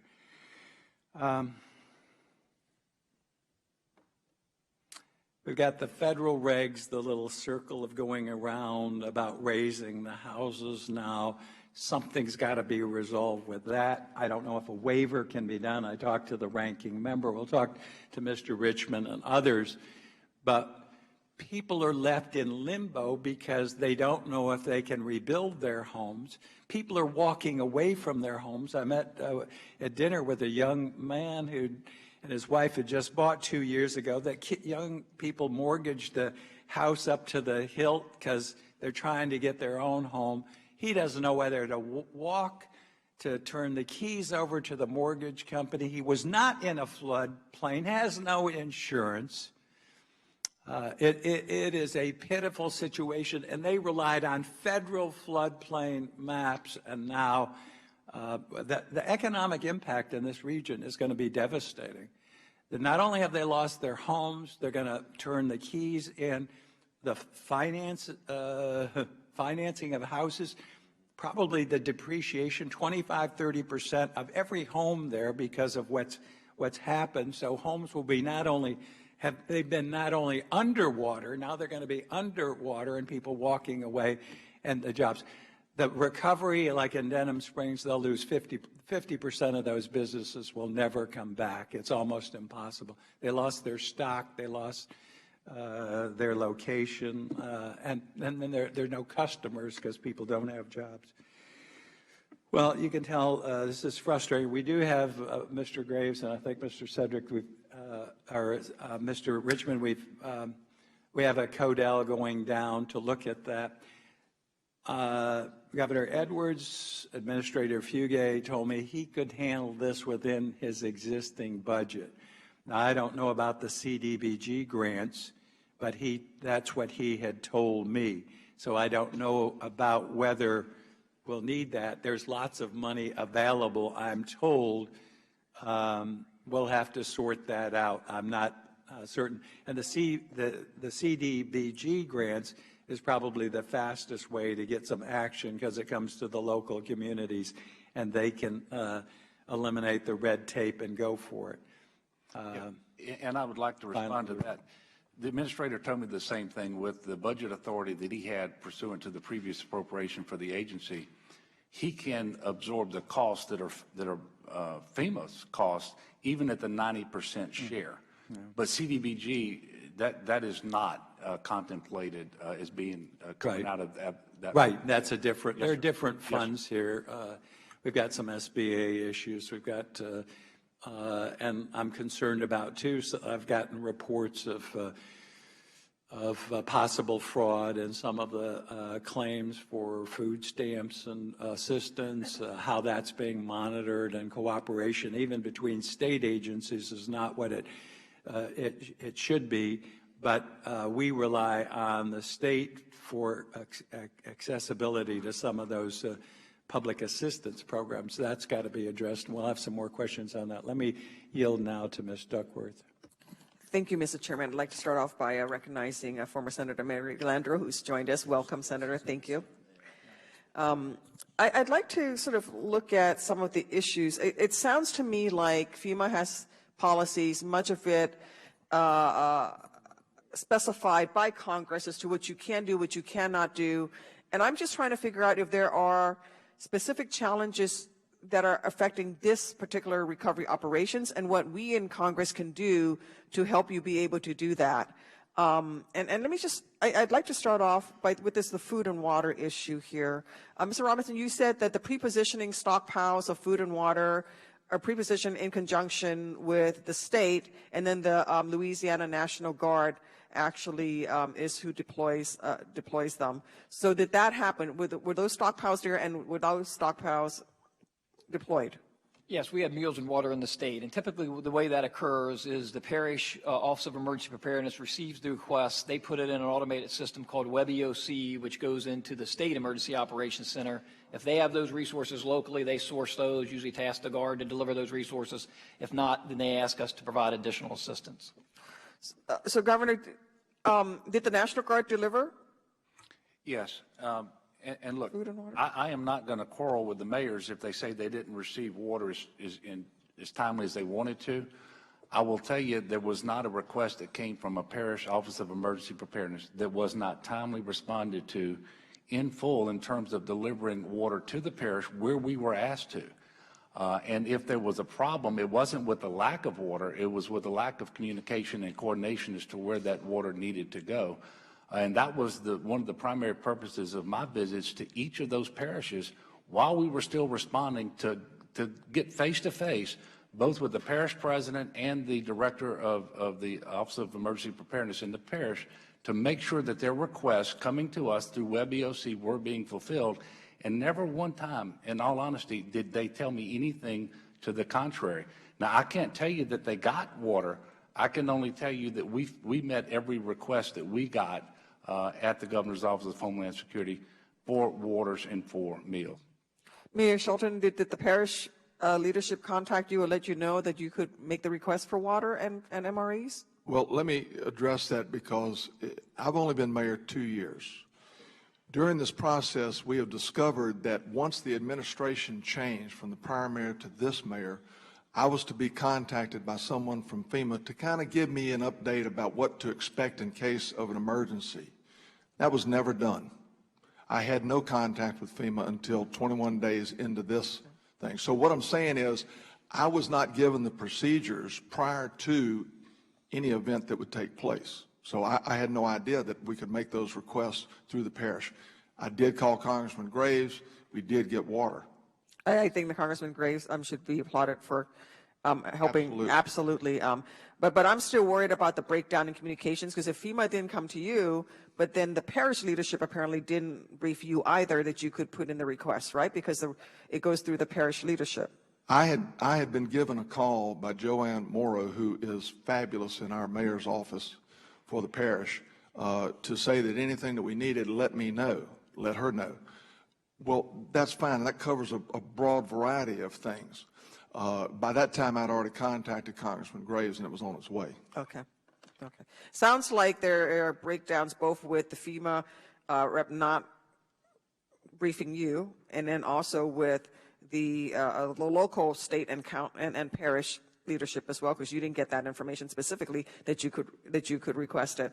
I do also want to touch on one other thing before we return to this discussion, and that is Mayor Ramsey. Just I'm going to give you a chance in just a second, but I want to give you an opportunity to think about what you said, and I think it was because in the passion of the moment, in the frustration that you said that, yes, you've heard FEMA has improved since Katrina, but this isn't Katrina. These are blue-collar working folks who just want to get through their jobs, not like in Katrina. I don't think you meant to say that the victims in Katrina were not hardworking blue-collar families also. No, ma'am. I meant this is a suburban community versus a city community, which it's a totally different individual that is traveling to their work. They don't walk to their work. They don't have issues. I would like to comment, though, if I may, on the last statement. Sure. On one of the biggest problems that we had was there was no communication. AT&T failed completely through Livingston Parish. There was no cell phone communication. Verizon was sketchy. AT&T was out. Getting into our parish communications center was very difficult, to say the least. They were overwhelmed. I know that when I finally got the National Guard to deliver water and MREs to Walker, they delivered it to a staging area 4 miles from where the disaster actually was. And when people have no transportation, it makes it impossible for them to get to that area to get the supplies that they need. I even tried to deliver, but then going back into FEMA regulations, they would not allow me to load up a city car with cases of water and MREs to take to the area. They said they had to be broken into individual bottles, individual MRE packets, and counted for each one they put into my vehicle before I could take it out of their staging center and into the area where the people needed it. Mr. Robinson, are these FEMA policies, regulations, manuals, SOPs, same thing? Do you need something from Congress to say that you can put an MHU in a flood area so that you can put these people into housing, or that your staging center can actually break down cases of water, or don't have to? So obviously on any disaster, there's lessons learned. I think one of the things, we work very closely with the Governor's Office of Homeland Security and Emergency Preparedness. We also have people at each of the parishes. So what you've heard today is how we typically see that process, where the parish then makes the request to state sources that, just like the points of distribution being discussed here, those are typically run by the National Guard. We don't run those operations. So we certainly will circle back and make sure that we communicate that there's not regulations that we impose upon them. Okay. Governor, do you have in your National Guard mobile deployed communication units? You know, these teams that go out, because they've been deployed all around the nation now. These are mobile teams that go out and actually provide the communication nodes throughout a disaster. Do you have one of those in Louisiana? You should have I don't know if you do or not, but I would recommend. Well, I don't know that we deployed any communications teams. We have an LWIN system that had 135 units. We never had less than 134 working throughout. And there was problems talking by cell phone, and I know that's I see all the cell phones out on the table now, but the emergency folks, the first responders, never had a communication problem. But I will tell you, when the AT&T cell service went down, it impacted everybody, and it made things much more difficult than it would have been otherwise. But the emergency communications network performed very, very well. In fact, we probably have the best in the country because of upgrades after Katrina that we continue to invest in and to update every year. So I don't know that we ever deployed any National Guard communications units, but I don't know that it would have helped us in any way to do that. Well, there are these units that the National Guard has, and they have been deployed now for, I think, over 18 months nationwide, actually a little longer than that, that actually come out and they send up a satellite shot, and they provide the mobile services, wireless, both for internet and also for cell phones, so that those in the local area, and if Louisiana does not have one of those, you might want to take a look Yes, ma'am. at requesting that. I just think that there seems to be breakdowns in procedures. And again, Mr. Robinson, you haven't really answered my question. Are there things that we in Congress can do to give you the authority, whether it is exceptions to policy, whether it is us asking the administration, the White House to give you exceptions so that you can do things like placing an MHU in a flood zone so that those folks who are affected can actually have a place to stay while they're trying to fix up their houses? Or is that something that FEMA can actually review its own procedures and do yourselves? So, ma'am, to answer your question, obviously the Post-Katrina Emergency Management Reform Act, the Sandy Recovery Improvement Act are all things that this body did that helped us deliver our assistance and be more proactive. We are going to meet today, the mayors, myself, with the Associate Administrator for Flood Insurance and Mitigation, Roy Wright. We can place MHUs in a floodplain, not in a floodway, as long as we meet certain criteria. And we're going to talk through that today to make sure we're very clear on what we can do there. Okay. So, are you going to have meetings with these mayors and the parish? It seems like there's a breakdown between the municipalities and the parish and the state and FEMA. FEMA and state seem to be working together very well. And you got kudos from, I think Mayor Shelton said that, wish there were more of you out there. But once you make that connection, it works. But he didn't know that he needed to send his water request up to his parish leadership, and that's a failure both of the FEMA representative, but it's also a failure of the parish leadership that didn't let him know either. So I sort of feel like there's somebody that needs to come in here and say, all right, we're all going to sit down at the table, and we're going to figure out how we do this better. Is that happening? Yes, ma'am. We have weekly calls that we're establishing with our mayors now. We've got a robust intergovernmental affairs to be able to provide a point of contact where we can work through things, and we'll continue to have our liaison at the parish office, making sure that they reach out and talk to the mayors on a frequent basis. Okay, thank you. I've run over time. I yield back. Thank you. Thank you. I recognize myself. Mr. Robinson, let me ask you a question. Every other person sitting at that table, and probably you as well, could introduce you to hundreds of people in their communities that will tell you a story that goes something like this. I have a home that is worth $200,000 before the flood. It's flooded and gutted right now. And so that home, flooded and gutted, pick a number, it's worth $100,000. It's going to cost me $80,000 to get it back in shape again. I lost all my clothes, that's going to cost me $10,000. I lost both my cars, that's going to cost me $40,000. All right, add these things up. You can throw in an elevated home, whatever you want to do. Without question, you're getting into six figures. The individual assistance cap on Stafford Act is $33,000. Is that correct? What do we tell those people? Is the Stafford Act sufficient to respond to this disaster? So Congressman, I'd say that the assistance in disasters is multifaceted. So the Small Business Administration assistance, they may provide insurance, whether they be flood insurance, homeowner insurance, all those things come together to make someone whole. Small business is a loan, is that correct? That's correct. Okay, so you're going to take on another liability. These people, you know, Congressman Richmond said it very well. They've lost it all. It's not debris, it's their lives on the street. They've lost everything. And they're going to take on another liability? Is this sufficient to respond to this disaster for this community to recover? The continuum of assistance includes many things, and it could be faith-based volunteer organizations, or we've implemented our National Disaster Recovery Framework to look at philanthropic organizations and what they may be able to help us with as well. We're going to donate in charity and volunteer our way out of the fourth most costly disaster in the United States, flood disaster in the United States history. That's what you're saying.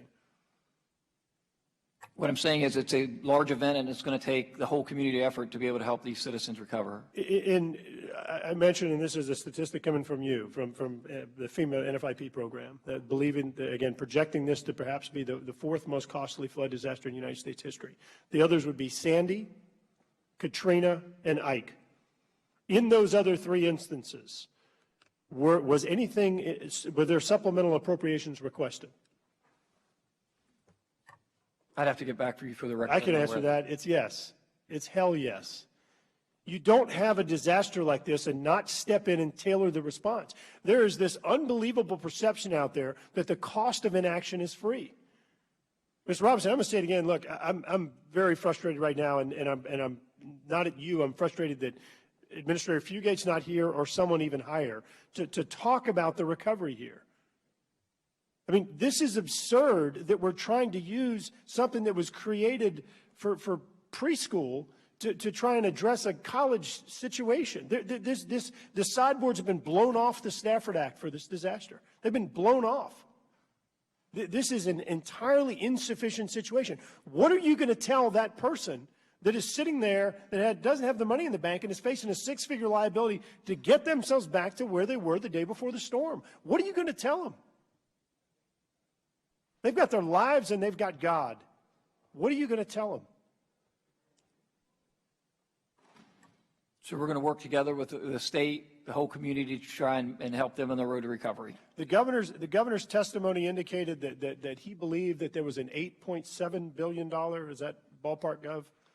Correct, not including public infrastructure damage. Okay, so in excess of $8.7 billion, and so we're gonna depend upon volunteers and philanthropic organizations. The volunteers in Louisiana have been, and from other states, have been unbelievable in what's happened so far. The value of their work, I I know that folks in the state are looking at this, but tens, if not hundreds of millions of dollars.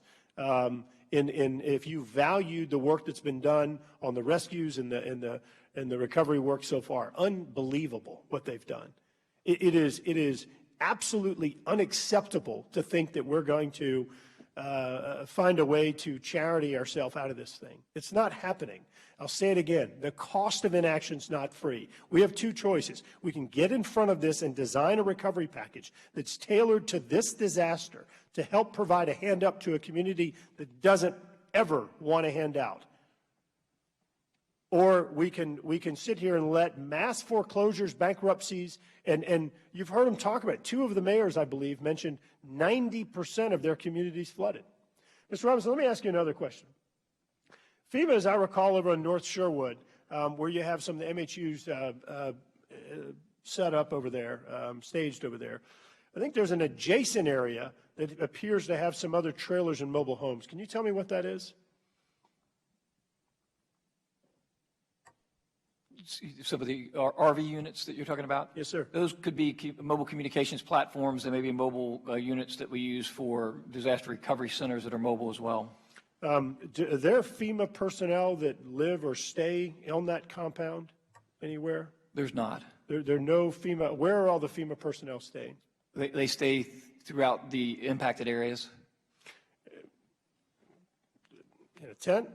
Most of them are in a hotel, and I think most of our staff right now are staying either in New Orleans or Lafayette. Okay, and where their meals come from? Excuse me, where do their meals come from? Their meals. Where do their meals come from? From the local community. And who pays for that? They receive a per diem. Okay, so we have hotels that are set up, and let's keep in mind the hotel rooms aren't available for the general public. I mean, pretty much all the hotels are booked. So we have FEMA personnel that are staying in hotels. They get a per diem for their meals that are covered, and all their stuff is set. Those guys are taken care of. That's not a worry that they have. Now, let me tell you about conversations with Livingston Parish Sheriff Jason Ard, East Baton Rouge Parish Sheriff Sid Gautreaux, and Ascension Parish Sheriff Jeff Wiley. Their deputies are peeling off left and right because they don't have stability. These are the law enforcement community that are foundational to the recovery of these communities. And their deputies are leaving because they don't have that stability that your employees have. They don't have that.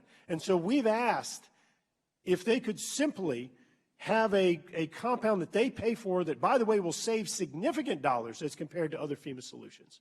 If they can have a compound where they can set up trailers and other housing opportunities for their deputies, and FEMA has been all over the place. I think I've talked to everybody from Homeland Security Secretary to some random person from Puerto Rico about it, and nobody can seem to give an answer.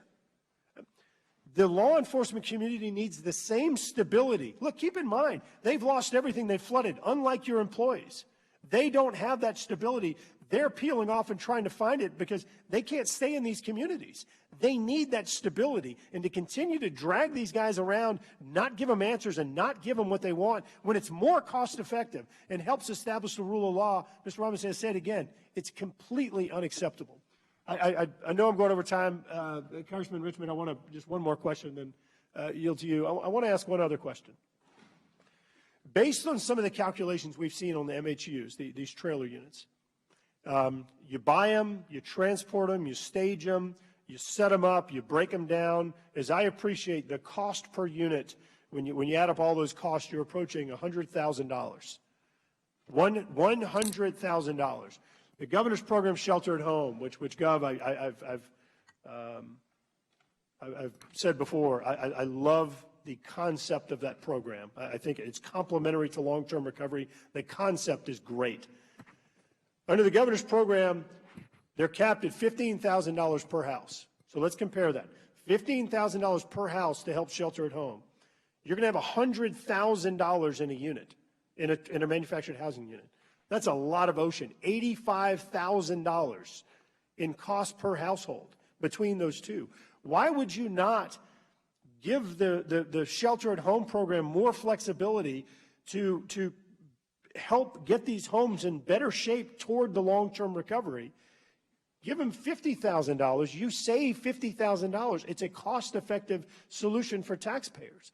Why would more flexibility not be provided there? Why would you not let some people go to Home Depot or Stein's or Holmes or Lowe's and go say, hey, look, these 50 products are approved products for you to rebuild your home, and let them do it? I remind you, we had the Cajun Army, Cajun Navy, Cajun chefs, Cajun shelters. These people all did this on their own. Why would you not provide more flexibility to them? Again, more dollars and more flexibility. It complements the long-term recovery. So we agree with you. I think the stay-at-home program is an innovative solution. What we're trying to do here is create that $15,000 in addition to somebody's repair money. So the governor's program can come in and make the home safe and secure, and then the repair money can be extended so they can make those permanent repairs to their home. Yield to Congressman Richmond.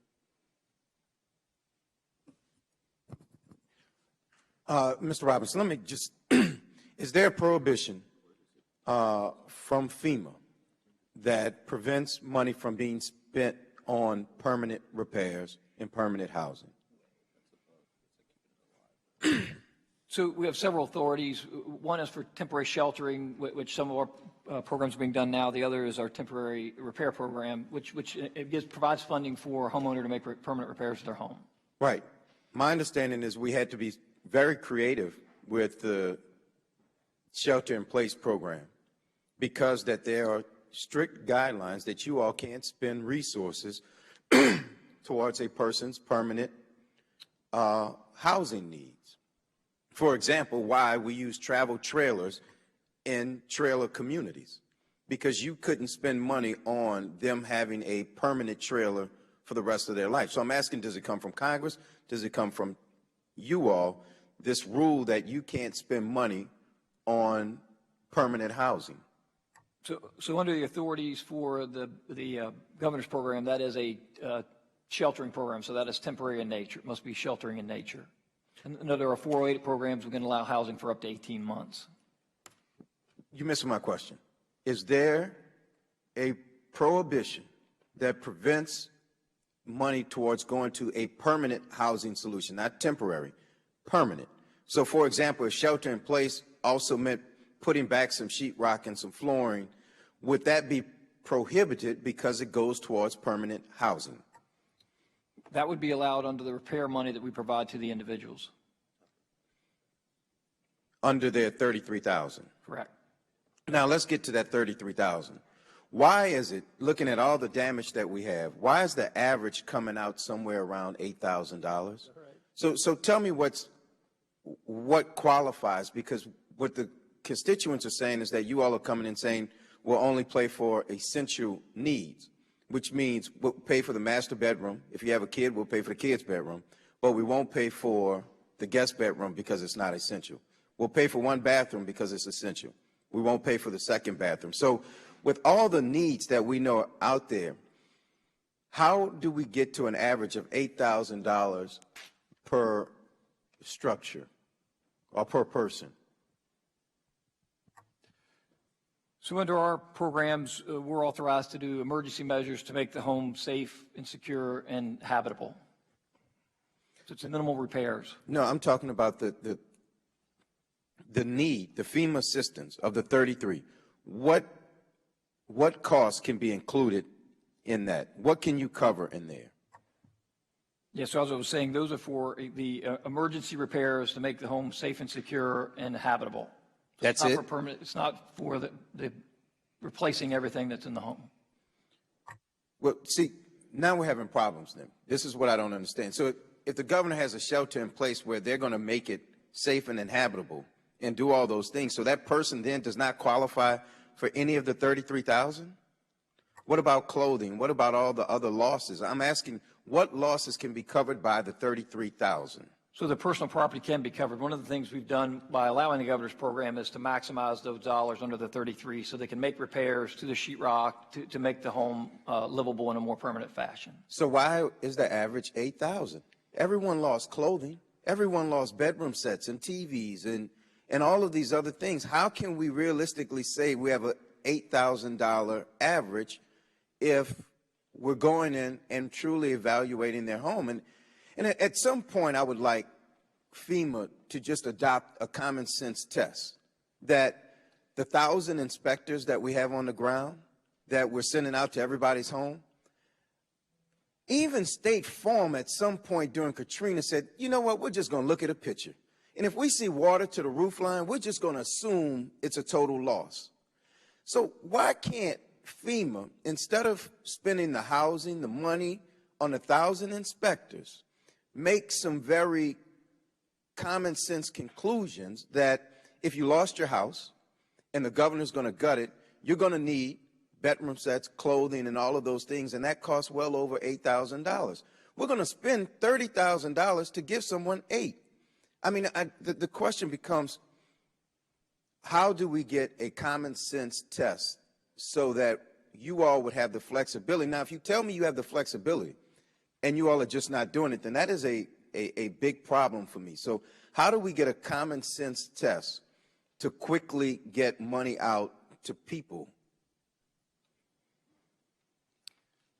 Because you're at $8,000. How do I get, let me just make my question very clear. How do I get people $33,000 very fast, since that's what you have the authority from Congress to give people? How do I get to $33,000? How do you give it out faster? So, sir, we are looking at those emergency repairs. Our inspectors look at the verified loss to do those emergency repairs. Our programs are meant to be supplemental in nature to homeowners and flood insurance. Okay. So if I don't have flood insurance, look, and I know there's some standard answers you have to give, but just work with me here. If I know there's a home, and I know that they don't have home flood insurance because they're not required to have it, then let's just agree that the when in hell policy is not going to cover anything, correct? Yes, sir. So if they don't have flood insurance, and they got 8 feet of water, can we just agree that they have at least $33,000 of damage? Each case is an individual case, and so what I would say is we get back to you and walk through that process on how we get to the inspections and the amounts. And that's, I think, the problem that most people are having because they lived through it. And I've lived through Katrina. I lived through Hurricane Isaac in St. John Parish, and now we're dealing with Baton Rouge and the surrounding areas, which is a very massive area. The question just becomes, we ought to be able to sit down in a room and figure out a way to expedite the funding and maximize. I mean, the frustration, I think, from people is that the federal government is trying to figure out a way to give as little as possible. And through Katrina, and Mayor Ramsey, I would just have to differ with you. I think these are the exact same storms. I think it's the exact same damage. I think it's water in a house 8 feet is water in a house 8 feet. People in New Orleans walk to work or drive to work. I think it's the same. My frustration is that we just won't, we're assuming that people are trying to scam the system. These are homeowners, hard-working people who have made the most responsible decision to purchase a home, and we're trying to figure out a way to give them the least amount as possible. They're not asking for an additional nugget at McDonald's. They're asking to be made whole because they find themselves in a predicament that was out of their control, that they had no fault in finding themselves in this predicament. And we as a government have an obligation to help. So part of it is if you and I have to go on a case-by-case basis to figure out a neighborhood where every house got $8 feet of water, and we're trying to decide, since they didn't have flood insurance, whether they have $33,000 worth of damage, why can't we just sit down with a pen and pad and say, let's just take appliances at $4,000. Let's take per bedroom another $2,000. Let's take flooring. Let's take air conditioning. Let's take mold remediation. And at some point, we get to a number that's probably excessive of $33,000, and say at some point we ought to be able to look at the house, send the inspector out and say, ding, no flood insurance, this one qualifies, and just move on to the next one. That's what's hampering recovery, and without knowing that people are in this limbo. Now, we have work to do in Congress. We have to get a supplemental done. Without a supplemental, The governor will never have the ability to set up a program to match the unmet need that people are going to have. And that unmet need is calculated by what FEMA gives, what insurance gives, and what it actually costs to get back in your home. I lived it. I still do casework from Katrina. And what I'm telling you is we know that there's going to be an unmet need. So whether we give it through the $33,000 that we can give right now, we're going to have to give it through CDBG later to answer the same unmet need. Let's give the 33. It only reduces what we're going to give out when we get a supplemental. So we have to go work in a bipartisan fashion and get another $2 billion plus for Louisiana. And the question is, we would like to partner with FEMA and figure out a way that we can work to get people the money they need. If State Farm, that is driven on a profit basis, could devise a plan where they look at area photos and determine payouts, or whether you've hit a max policy and they're a profit organization, I think government, that our purpose is actually purpose, I think we should be able to do the same thing without people calling into question all of those things. And the last thing, Congressman Graves, and I'll close, what troubles me, and we even heard it today, what troubles me is the question about food stamps and fraud. If our first thought is always that American citizens are looking for a way to beat the system, then we're never going to make any progress. And if we try to devise a program that is fraud-proof, then you're going to see a program with so many hurdles that hard-working, honest people decide it's not worth my time. And Administrator Fugate should be here. But this also should be a full committee hearing and not a subcommittee with every member here, too. So as we talk about responses, I just want us to be fair and try to work in a way to just get people what we can give them right now, and then we will take our task of working in a bipartisan fashion to get the state the money it needs to make people whole. Thank you. Thank you, Mr. Richmond. I'm actually going to go around too. Governor, let me ask you a question. Give you a magic wand, and let's put funding on the side for just a minute. But give you a magic wand if you could change 3 policy issues that you see as being impediments to the recovery. What are some of those things that you'd identify? First of all, I know 3 things I would change. I don't know if it's policy or whether, because I've had continuous communications between myself and FEMA, whether it's Administrator Fugate, whether it's Tony, whether it's Jerry Stoller. I don't know quite often when there is an issue, whether it's because of limitation imposed upon the agency by law, which they have no discretion to waive, or whether it's a FEMA policy that they could waive. And so okay, so let's include laws then, policies and laws. Yeah, so what are some of the things that you see as being obstructions? Well, you know, as I mentioned earlier, I think the manufactured housing unit program has been too slow. It hasn't been responsive. As to where those units can be placed, I still don't know whether that's a function of law or whether they have the discretion to place those in more locations. You know, I would tell you that I believe the shelter at home program, which, and I understand the chairman was talking about how long it took to stand it up. I will tell you, it's the fastest it's ever been done, and by a long shot. And so you've got an obligation to get it done as timely as you can, but also to try to make it as responsive as you can make it. But we had serious discussions about what habitable means. And for example, at the end of the day, because of a concern about duplication of benefits, which I think is probably statutorily driven, I wasn't able to give a full stove and oven and a refrigerator, so we settled on a mini refrigerator and a microwave. But that will be habitable. It won't be what I wanted for these individuals, but it will be habitable. But we were able to get there because we were talking, we were meeting. And so I appreciate the effort that they made. I thought the result could have been a little bit better. And thirdly, you know, I will tell you what I'm going to have to work on, because quite frankly, and I'm not here to defend FEMA. I'm not here for any other purpose, but some of the concerns that have been directed at FEMA by the mayors at the table, if there were problems, quite honestly, should have been directed at me and your parish OEP directors. Because I cannot imagine a system where FEMA delivers water to a mayor. I don't think that can work that way.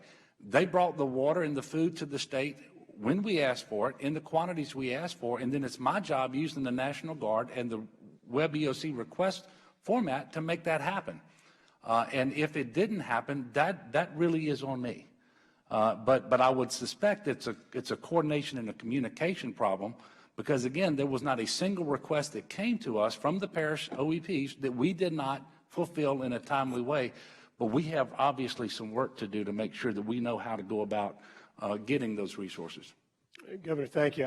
I do want to make one personal note in regard to the framework. On Saturday night, just one quick personal story. Saturday night, I was out helping rescue folks and had been out there for probably about 16 hours straight doing rescues. And we had a guy that I'm fairly certain wasn't old enough to have a driver's license that was driving a school bus that I'm pretty sure he didn't have the keys to.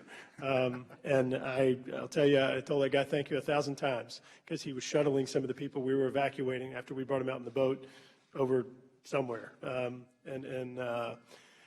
But he disappeared. I don't know where he came from. He disappeared. He stopped running the shuttle. And so we got to the point to where we had, I'm going to guess, 30 people up on the road, up on Greenville Street. The road was flooded to the east.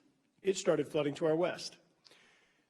We didn't have anything. So I'm calling folks. I'm like, look, I need a bus. Like, I just, I don't know if we need another kid at Hotwire, another bus, or we need something legitimate, but we need something to get these people out of here, because the water's starting to flood on the other side of us as well. And I'm told, oh, well, you need to go on the Web EOC system. I'm going to tell you, I was about to take this thing and chunk it about as far as I could. And I'll tell you right now, these guys are in the same boat. They don't want to hear about Web EOC. And so I do think that, and look, I was in UCG, and I've been in that situation before where I wanted to, take EOC and shove it somewhere. But I do think that we need to talk about a more adaptable framework for people that are on the ground in waist-deep water and that have needs in some cases. So I just want to make that note. And Congressman, can I make one more comment? Please. And it'll be brief. You're exactly right. The Stafford Act is insufficient. The amount of assistance that we're able to obtain. See that, Tony? He can say it. Well, no, but that's why I'm in Washington this week. I'm asking for additional help. We need to do the Comite River Diversion Program. We need to erase the backlog of $724 million in emergency dollars through the Department of Transportation. We need the Social Services Block Grant for the mental illness problems that we're talking about, so we can get those addressed. And most essentially, we need that $2 billion Community Development Block Grant Program so that we can try to go in and convince these people that the right thing to do is to stay in their communities, to stay in their homes, not simply walk away, leaving their employers without employees, leaving their businesses without customers, leaving their schools without students, leaving their churches with empty pews. We have to do that. And the quicker we can give them the peace of mind that help is on the way, even if the help itself doesn't arrive for several months, the sooner we can give them peace of mind that help is on the way, they will start making the decisions that they really want to make and that we want them to make. So that's why I'm here asking for all the assistance, and I appreciate your help and the help of Congressman Richmond. Thank you. And Congressman Scalise. He hadn't done anything. Mayor Sheldon, let me ask you a question. We talked about ad valorem tax districts, and you have fire departments, you have sheriff's offices, you have levy districts, drainage districts that all have their entire revenue stream based upon an ad valorem tax. Can you just briefly describe the situation that this flood has caused for their revenue stream and the predicament that many of these entities are going to be in? Well, I think it's pretty obvious that the assessors throughout the affected area are going to have to go back in and reassess the properties. And we've heard numbers anywhere from 75% to 50% reductions.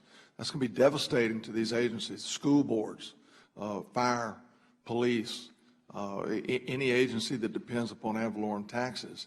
As a city, we're fortunate that we do not rely upon ad valorem taxes, but I know that other cities do. And when you start taking that type of money out of those systems, we have problems for years, because it's going to take a while for those values to rise back up to an acceptable level before the storm. So it's not an issue that's just a one-time assessment. It's going to last for years. So, and Mr. Robinson, I want to make note of this. Compounding the problems that these folks are already facing. Lost their homes, families don't have anywhere to go. In many cases, the schools are closed and flooded. And on top of it, losing their entire revenue stream or a major chunk of it because of the reduction in value in homes. Mayor Landry, let me ask you, going back to what I mentioned before, in the question of the governor with a magic wand. You and I have talked about a lot of problems, and I actually going to spoon feed you one issue. These manufactured housing units are larger units. They're not the Katrina trailers, the smaller units that can fit. You represent a city. And these units, I tell you what, it wouldn't fit in my yard. It wouldn't. We don't have a big enough piece of property. Nowhere to put it. Can you have that magic wand? What are a few things you would do? And I would like you to specifically address that MHU issue and the compatibility with your city. Well, as I understand, the MHUs are 8 feet wide and 42 feet long, which is probably one of the smaller units. Yeah, you're right. Most folks, especially in the older parts of town where some of the significant flooding was, probably only have a 50-foot wide lot. So they just don't fit. And you really don't want it, long ways across the front of the home, but whatever we need to do, we can do. A travel trailer is probably one of the better solutions. And I was told by one of our FEMA partners that there's several hundred of those travel trailers out. They can be hauled up here without a permit, without any kind of escort service down the interstates. And they can literally back them into somebody's driveway, have them hooked up and running in just a matter of hours. But that was a week ago. That was a week ago, and I called her again yesterday while we were on our way up here. And I said, where are the travel trailers? If you listen, and this is what she says, if you listen to the Garrett Graves 10 o'clock mayor's show that we participate in every week, we'll have some answers for you. No answers. And that was 10 minutes before the meeting, and we still have no answers. We still have no travel trailers. We still have no place for our folks to go live, period. One of my FEMA friends showed up about a week after the flood. Mayor, I need a block of 10 rooms in a hotel so I can bring some FEMA folks over here to go to work. I said, man, I wish I had 10 rooms to give you. I wish I had a hotel to even send you to. I had 9. All of them are underwater. Where have you been? Would you not pay any attention to what was going on in the national media? And you drive into my city and you want a block of 10 rooms? That is how ridiculous and how broken the entire system is. No compassion, no common sense. About 2 days later, 3 days later, another gentleman calls. Mayor, I need a place. I need 15,000 square feet of air-conditioned space so I can put a FEMA DRC. I wish I had 15,000 feet of air-conditioned space that I would give you. Now, you can set up in a parking lot somewhere. I could probably find you a spot. Oh, no, Mayor, it's too hot outside. Yes, sir, it is. How well do I know? But there's one young guy, Mark Wilson, I think he is. Him and I got together last week, and in a matter of about 48 hours, made the right contact, got a DRC at the Bass Pro parking lot, made one phone call to the store manager and one phone call to headquarters. Done, just like that.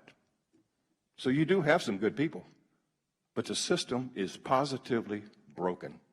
No sense, no common sense, and very little compassion when you get on the street.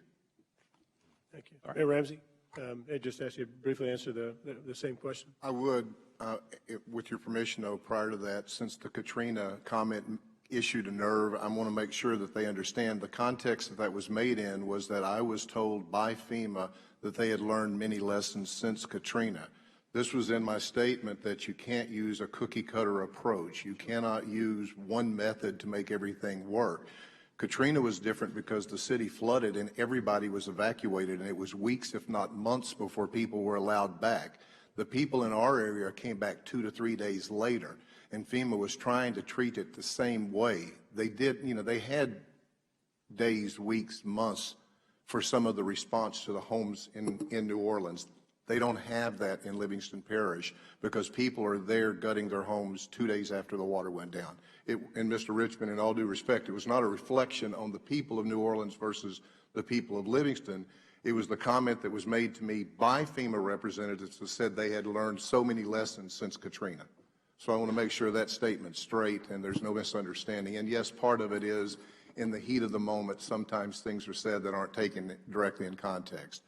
I will confirm what Mayor Landry said. Mark Wilson has been very good to help us out. He's been frustrated. I didn't even get an assist center until I read on Facebook that they were putting one in Livingston. How many homes did Livingston flood? Do you know? I think there were maybe 3 or 4. I went over to the assistance center that was set up in Livingston. I walked in the room. There were 10 FEMA people helping one person. And I said, what the heck are you guys doing here? Why aren't you at Walker? I know you can't get to Denham yet, but why aren't you at Walker? We don't have a place to set up. You can have my courtroom. We can use your court right now. Come on. At noon, they were there. They helped 300 people in the next 2 days, and they were backed out till 7 and 8 o'clock at night, every night after that. My DRC only went up Sunday. Now, 3 weeks ago or 2.5 weeks ago, they asked me if I wanted a DRC. Yes, sir.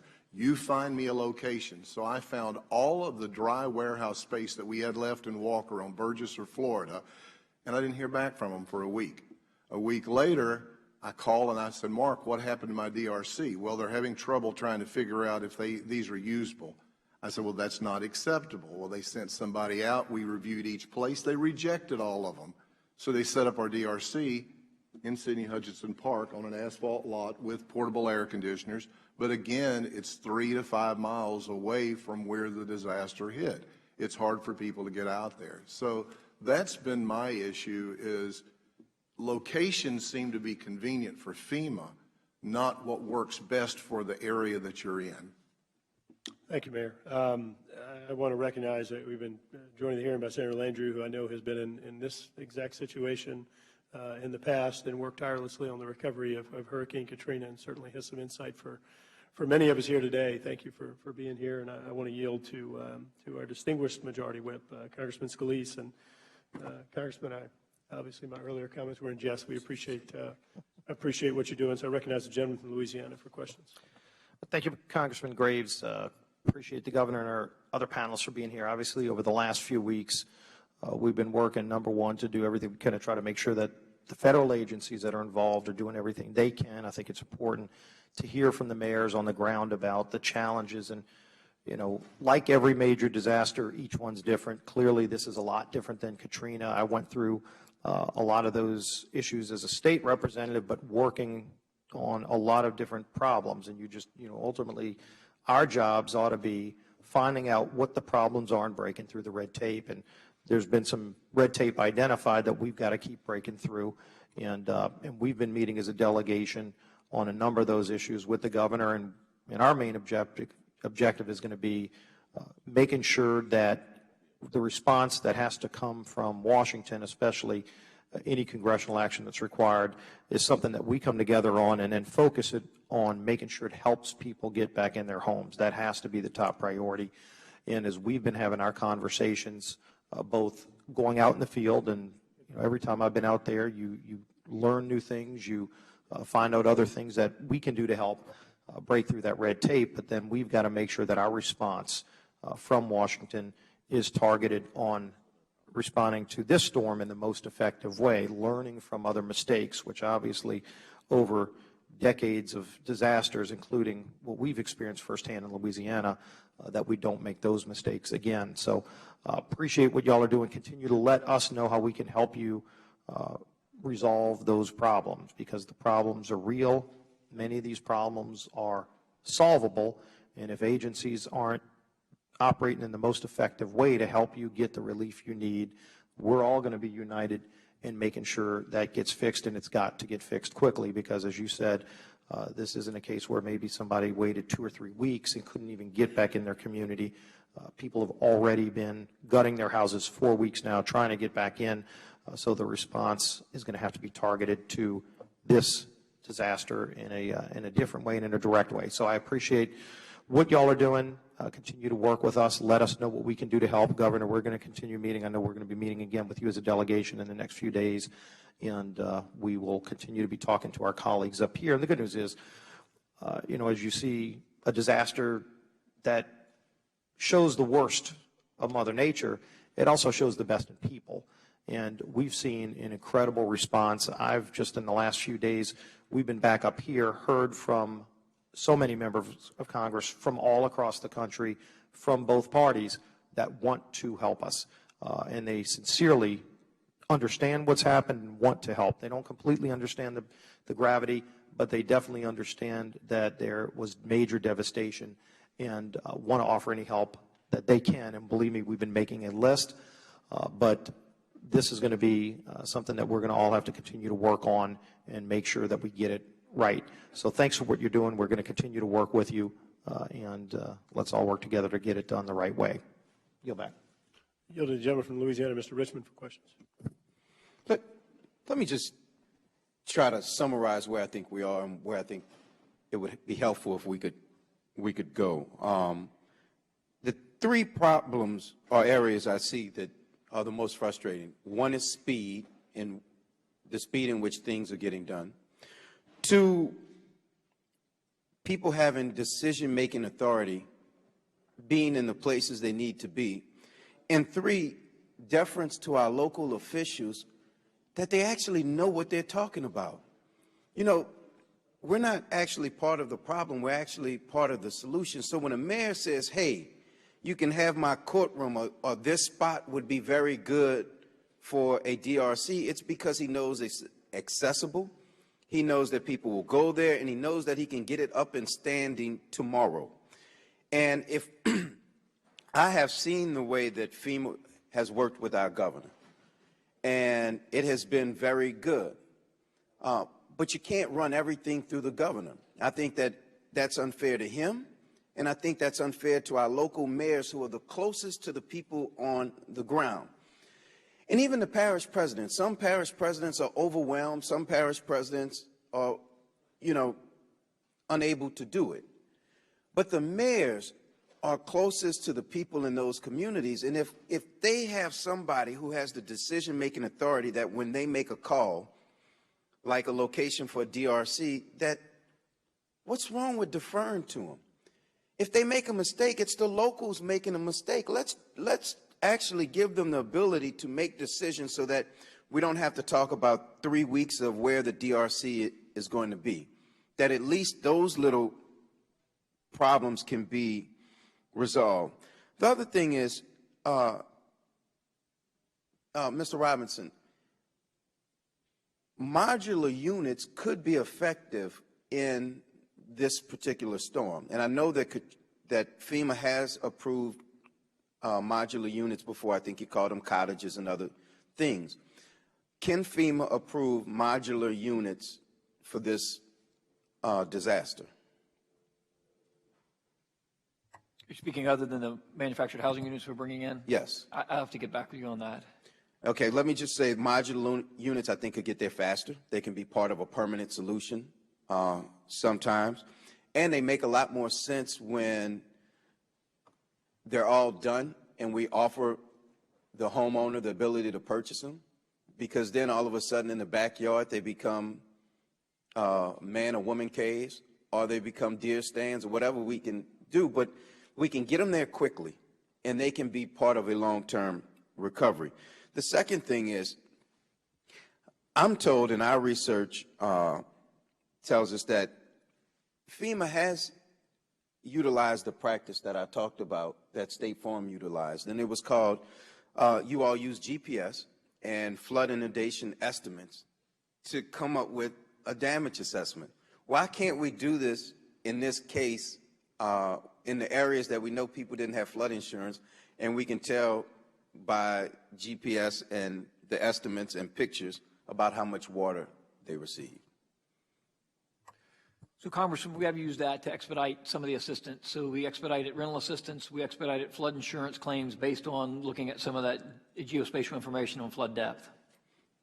Right, but not the homeowner damage or, and I guess I'm getting back to the same thing, and I don't want to keep doing it publicly. I'd love to be able to have this conversation in private so we can really delve into all of the things that we know houses that receive all that water have to do, and how do we get that money to them quickly, and then Congress working with our governor to do it. One other thing that I want to make clear for the record, because our mayor's talked about raising homes, and all of those things, which actually come under mitigation. We're not saying we don't want to mitigate. What we're saying is we want to mitigate in a very smart way, which is if we do our COMET project and other things, we will manage the water that we receive so that even a 1,000-year storm, we can survive. But that makes a lot more sense to manage water and create flood management areas better than just coming in saying the simple way to mitigate is to everybody raise your house. In New Orleans, we built in the Corps, and Congress appropriated the money with a lot of Mary's help. They came in and built a flood protection system, and that worked. So what I'm saying is we're not afraid of mitigating, and we're not asking for you all to treat us any differently and not mitigate. What we're saying is we have some of the best engineers, and we know that if we do COMET and some other things, we will mitigate this from happening again. We just don't think you put the onus on the homeowner to raise their homes and do all those other things. And with that, Congressman Graves, I'll yield back, but I am interested in having a long discussion about the average payout and how we can't expedite some of that. If you have time, I'm going to do one more brief round. Yes, request unanimous consent for Representative Scalise's comments to be entered into the record without objection. Mayor Shelton, let me ask you a question. We've all heard about this elevation of home issue that may be required for folks that are in the floodplain that have experienced significant damage. What happens when we elevate homes and businesses all over the place, but we have a flood? You're going to have a worse flood. You're going to have little islands in these neighborhoods. What happens to their cars? They're going to lose the cars again. What happens when they need to go to the grocery store or to their job? Can't get there. Does that sound like it makes sense? Or do you have an alternative solution? Yes, let them build back where they are. Like Congressman Richmond said, this is a 1 in 1,000-year flood, and we're going to do other things to mitigate flooding issues. To put this on the homeowner is, it's sad. It's sad. They built their homes according to the plans at the time. Now we have one storm that's going to change everything that may never happen again in lifetimes to come. It's just not the right thing to do. And so I assume build back where they are and build the COMET project. That's what I'm saying. Listen, the COMET, and I didn't realize we were going to get into the COMET River Diversion Canal, but I could talk all day about that. I have stated time and time again that I lay this flood and what has happened to it and the damage at the feet of the people that are dragging their feet to get that canal built. Thank you. I'm going to ask you 2 more questions. Mr. Robinson, I want to go back to the sheriff housing issue we discussed before. Can you tell me when this issue is going to be resolved and approved? So I'm working with Jim Wascom from the Governor's Office of Homeland Security and Emergency Preparedness. He and I had a discussion last night. We're working on that again today. But let's be clear. I don't want you to pull the governor and his staff into this thing. This is not their decision. This decision is FEMA's decision. Is that correct? They're not holding up anything. We're going to work very closely with them. Can you just, is the state holding up anything here? It is not. Okay, I just want to make that clear. Okay, so could you please answer? So we're going to identify the need. What's the need that we can't solve outside of our individual assistance program? Right now, we currently have a contract for those deputies to stay in a hotel that is paid for by the state, which FEMA is reimbursing, and that is through September 30th of 2016. And we'll work to get a resolution on this as quickly as possible. If you can save money,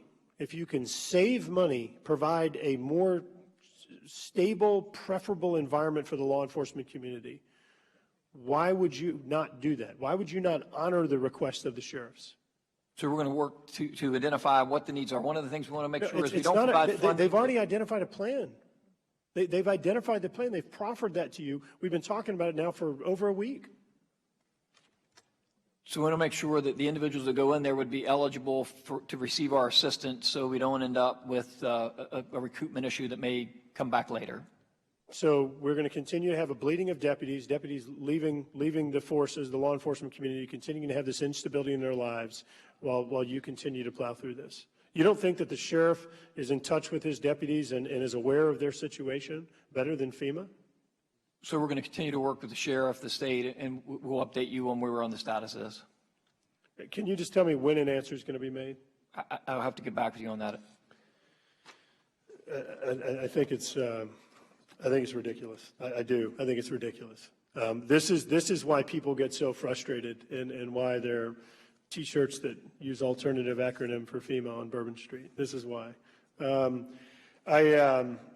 me check and see. I want to make mention that this whole rotating FEMA officials and comparably rotating answers from FEMA officials is unacceptable. The mayor of Zachary told me, if I remember right, that he is on his 70th FEMA official that is his contact since Hurricane, I think it was Gustav, 70th, 70.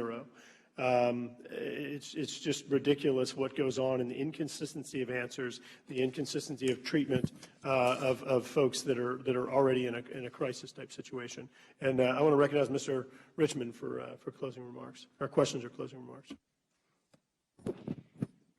Well, Congressman, I might be able to help you with that last one. If we give some of our federal workers a raise, we might be able to keep them around a little bit longer. Let me add just a couple things. And part of what we find is that FEMA is terrified to do things because they're worried about what the IG is going to come back later and say. And Congressman Graves, I think we need to figure out a way to rein in the IG in terms of decisions that are made by FEMA in an emergency. And Senator Landrieu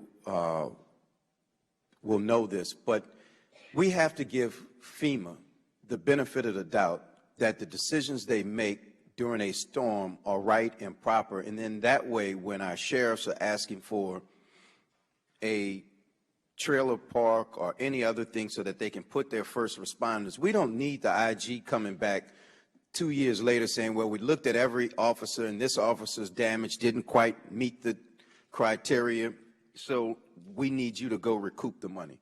And Mr. Robinson, those types of things, you're the person that can tell us that. You're the only person that can really tell us where your red tape is based on reluctance to take a chance because you may get spanked by the IG 3 or 4 years later. Senator Landrieu and I had to pass legislation so that the IG and FEMA didn't come back years later to recoup money from Louisiana citizens who, through no fault of their own, didn't provide one false document, didn't answer any question incorrectly, but received benefits because of FEMA's determination.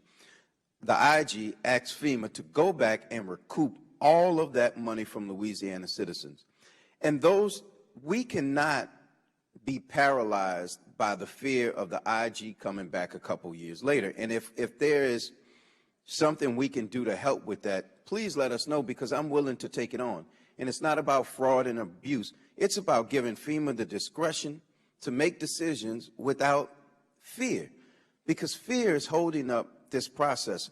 Governor, let me just give you a chance to close. And is there anything we talked about today that you need that you didn't get a chance to more fully go into besides the CDBG, the social service block grants, Comite River funding, and the transportation backlog? And let's be clear about that $740 million. We're not asking for that for Louisiana. The problem is that is a backlog all around the country, and we're now at the end of that train. So by helping us, you're going to help all the other states that are ahead of us in order to get to us. Correct. And I appreciate the opportunity to say this again. We want the assistance that we need through the Community Development Block Grant Program and the other items that you just mentioned to fully recover as soon as possible, but also to give to the people of Louisiana the peace of mind to make decisions now, knowing that help is on the way. And the longer we procrastinate in moving a supplemental appropriation for this Community Development Block Grant program, for example. The more people, unfortunately, who are going to make decisions that it just isn't worth their while to stay in their communities, to stay in their houses, and we will see a much longer, harder road to recovery than we should have. So I appreciate the opportunity to. And Mr. For all of the mayors, because I think that, of course, that I'm right when I say that you're the closest to the people, because you live in the communities, you eat in the communities, and you talk to everybody, and you go to church with them.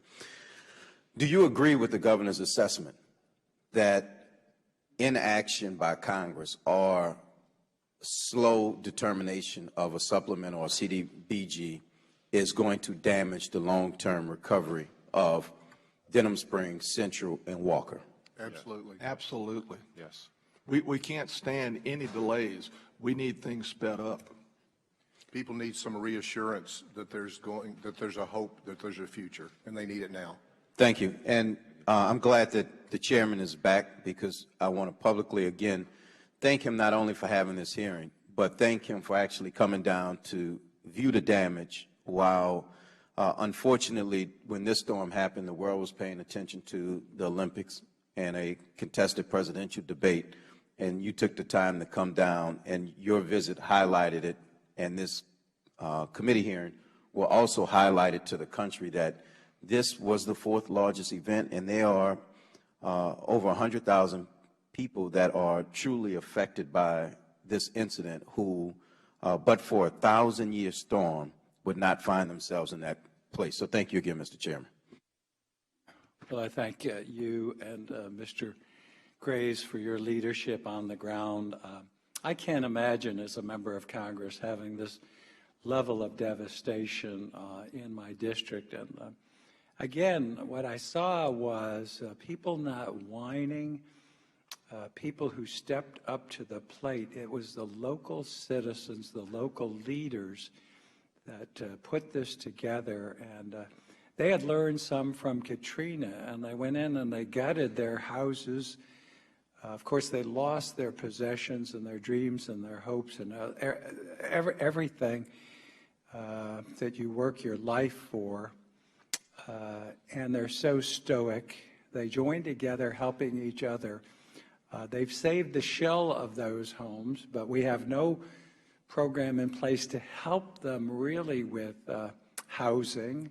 That's still a huge deficit. What we saw, the federal response was just unacceptable with housing.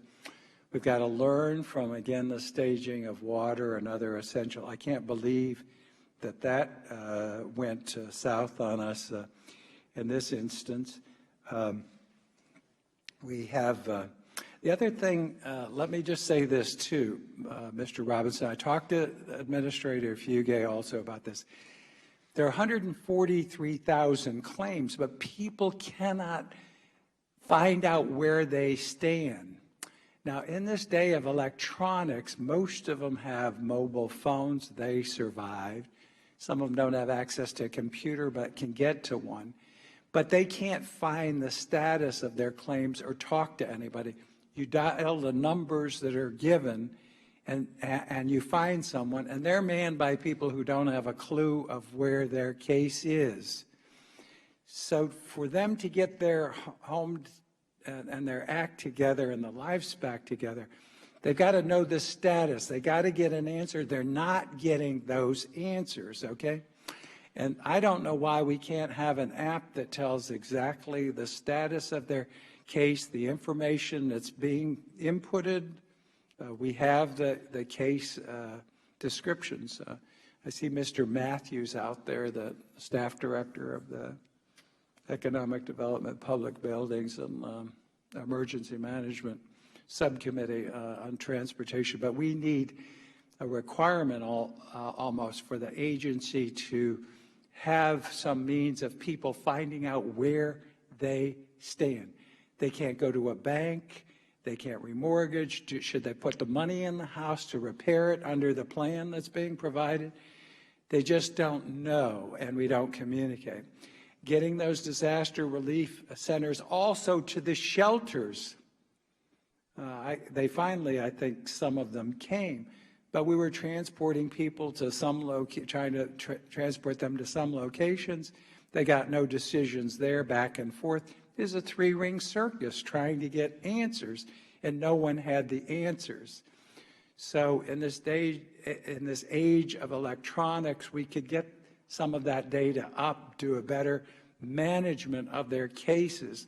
And then the flexibility. I don't know if will a waiver work, Mr. Robinson, to assist these people on this unique basis. Will a waiver work? I mean, do you have the capability of waiving some of the requirements? Mr. Richmond talked about changing the Stafford Act. Do you need, and I discussed with Ms. Duckworth, can we send you a letter saying that we would request waivers on this? Do you have that ability under the law? Sir, we have made some unique changes to allow the governor's program. We have expedited assistance under the flood insurance program to expedite claims data. Well, I want by Monday a list of any changes you see that the law does not allow you to deal with this unique type of disaster, okay? By Monday at close of business. I want to see from FEMA what's missing. Do you know, it doesn't appear that you have the information, but do you know that under the reserves that we have for FEMA for disasters, that this size disaster can be handled with the programs that you have with existing reserves? Based on the information today, we do have the funding that we need. Okay, that's what the administrator Fugay had told me. Now, that does not include CBDG, which is under HUD. Our subcommittee has authority under HUD, and I'll direct staff to look at the CBDG, the reserves that they have, and the ability to shift funds into CDBG to meet that on an immediate need. We're struggling to fund the new fiscal year, which starts October 1st. It's going to be, unfortunately, a couple weeks before we get it in place, a CR. Mr. Graves and Mr. Richmond and the Louisiana delegation need to immediately address the leadership, and I know they're working on this, and the appropriators to make certain that those funds are available immediately, if not sooner, either in a transfer from existing accounts. I don't know what their reserves are, but that would help with the CBDG grants, which is probably the fastest thing. And these local leaders can get that out and into place. But we do need to look at all the things that went wrong. The modular units, Mr. Matthews, the staff director, we need to have a round table as soon as possible and find out how it could go so wrong to end up with 1,000 or more of these units, which is just, it's nothing to deal with the size and scope of this problem. And then the cost, the inapplicability of the location of these units, and then the staging. What do we have? 17 units up. It's absolutely pitiful. So those are some issues that have been raised. While we may seem critical, yes, we are critical because we're entrusted with the people to help the people who need our need in time of a natural disaster, and it hasn't worked that way. We've got to work to get it right. And then finally, Mr. Graves and I flew over the canal. What's the name of the canal? Comey River. I called it a canal. That's $123 million or whatever it is, $1 million project, which would probably prevent this happening again if we'd spent the money, and it's decades that the project has sat there. So it's a Corps of Engineer project. Mr. Graves, Mr. Richmond, I think that needs to be addressed through transportation appropriations, and which underneath that is the Corps of Engineers Water Resources Subcommittee. I talked to Chairman Schuster, Mr. Gibbs, and others, but then we also have to go to the appropriators because they're authorizers to make certain that the funds are available so that this natural disaster doesn't occur in the future. And I think that might be beneficial to do that. So there are a host of issues that have been raised today. This is, again, one of the greatest human disasters to befall the United States in a generation or more. We need a better response. We still have people without homes. We still have people in need. We still have a huge challenge before us. I can't thank the mayors enough for their leadership. What you did on the ground, long before the federal government was there, in working with your citizens in your communities. Thank the governor for coming today and being part of this. And I challenge FEMA that we've got to do a better job in meeting our federal responsibility. Mr. Richmond, any comment? Mr. Graves? Again, I thank everyone for being with us today, for your testimony, and again, your participation. I just saw our vice chairman came in. We apologize also. The remembrance ceremony for the victims of 9/11 took place on the Capitol steps a few minutes ago. So we've had a disruption in the regular order of business. So we will not be here on 9/11, and that's part of the reason that members have come and gone. Mr. Vice Chairman, did you have any closing comment? No, I'd just like to thank the witnesses for appearing here, and certainly very helpful. Thank you. And again, I thank Ms. Duckworth and the minority for working with us. This isn't a partisan issue, and anyway, this is an issue that has affected hundreds of thousands of great Americans.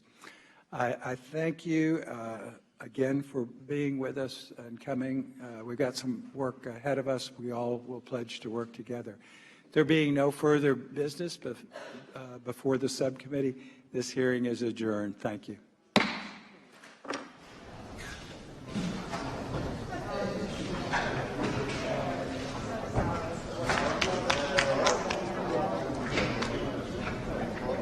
See, I have 6.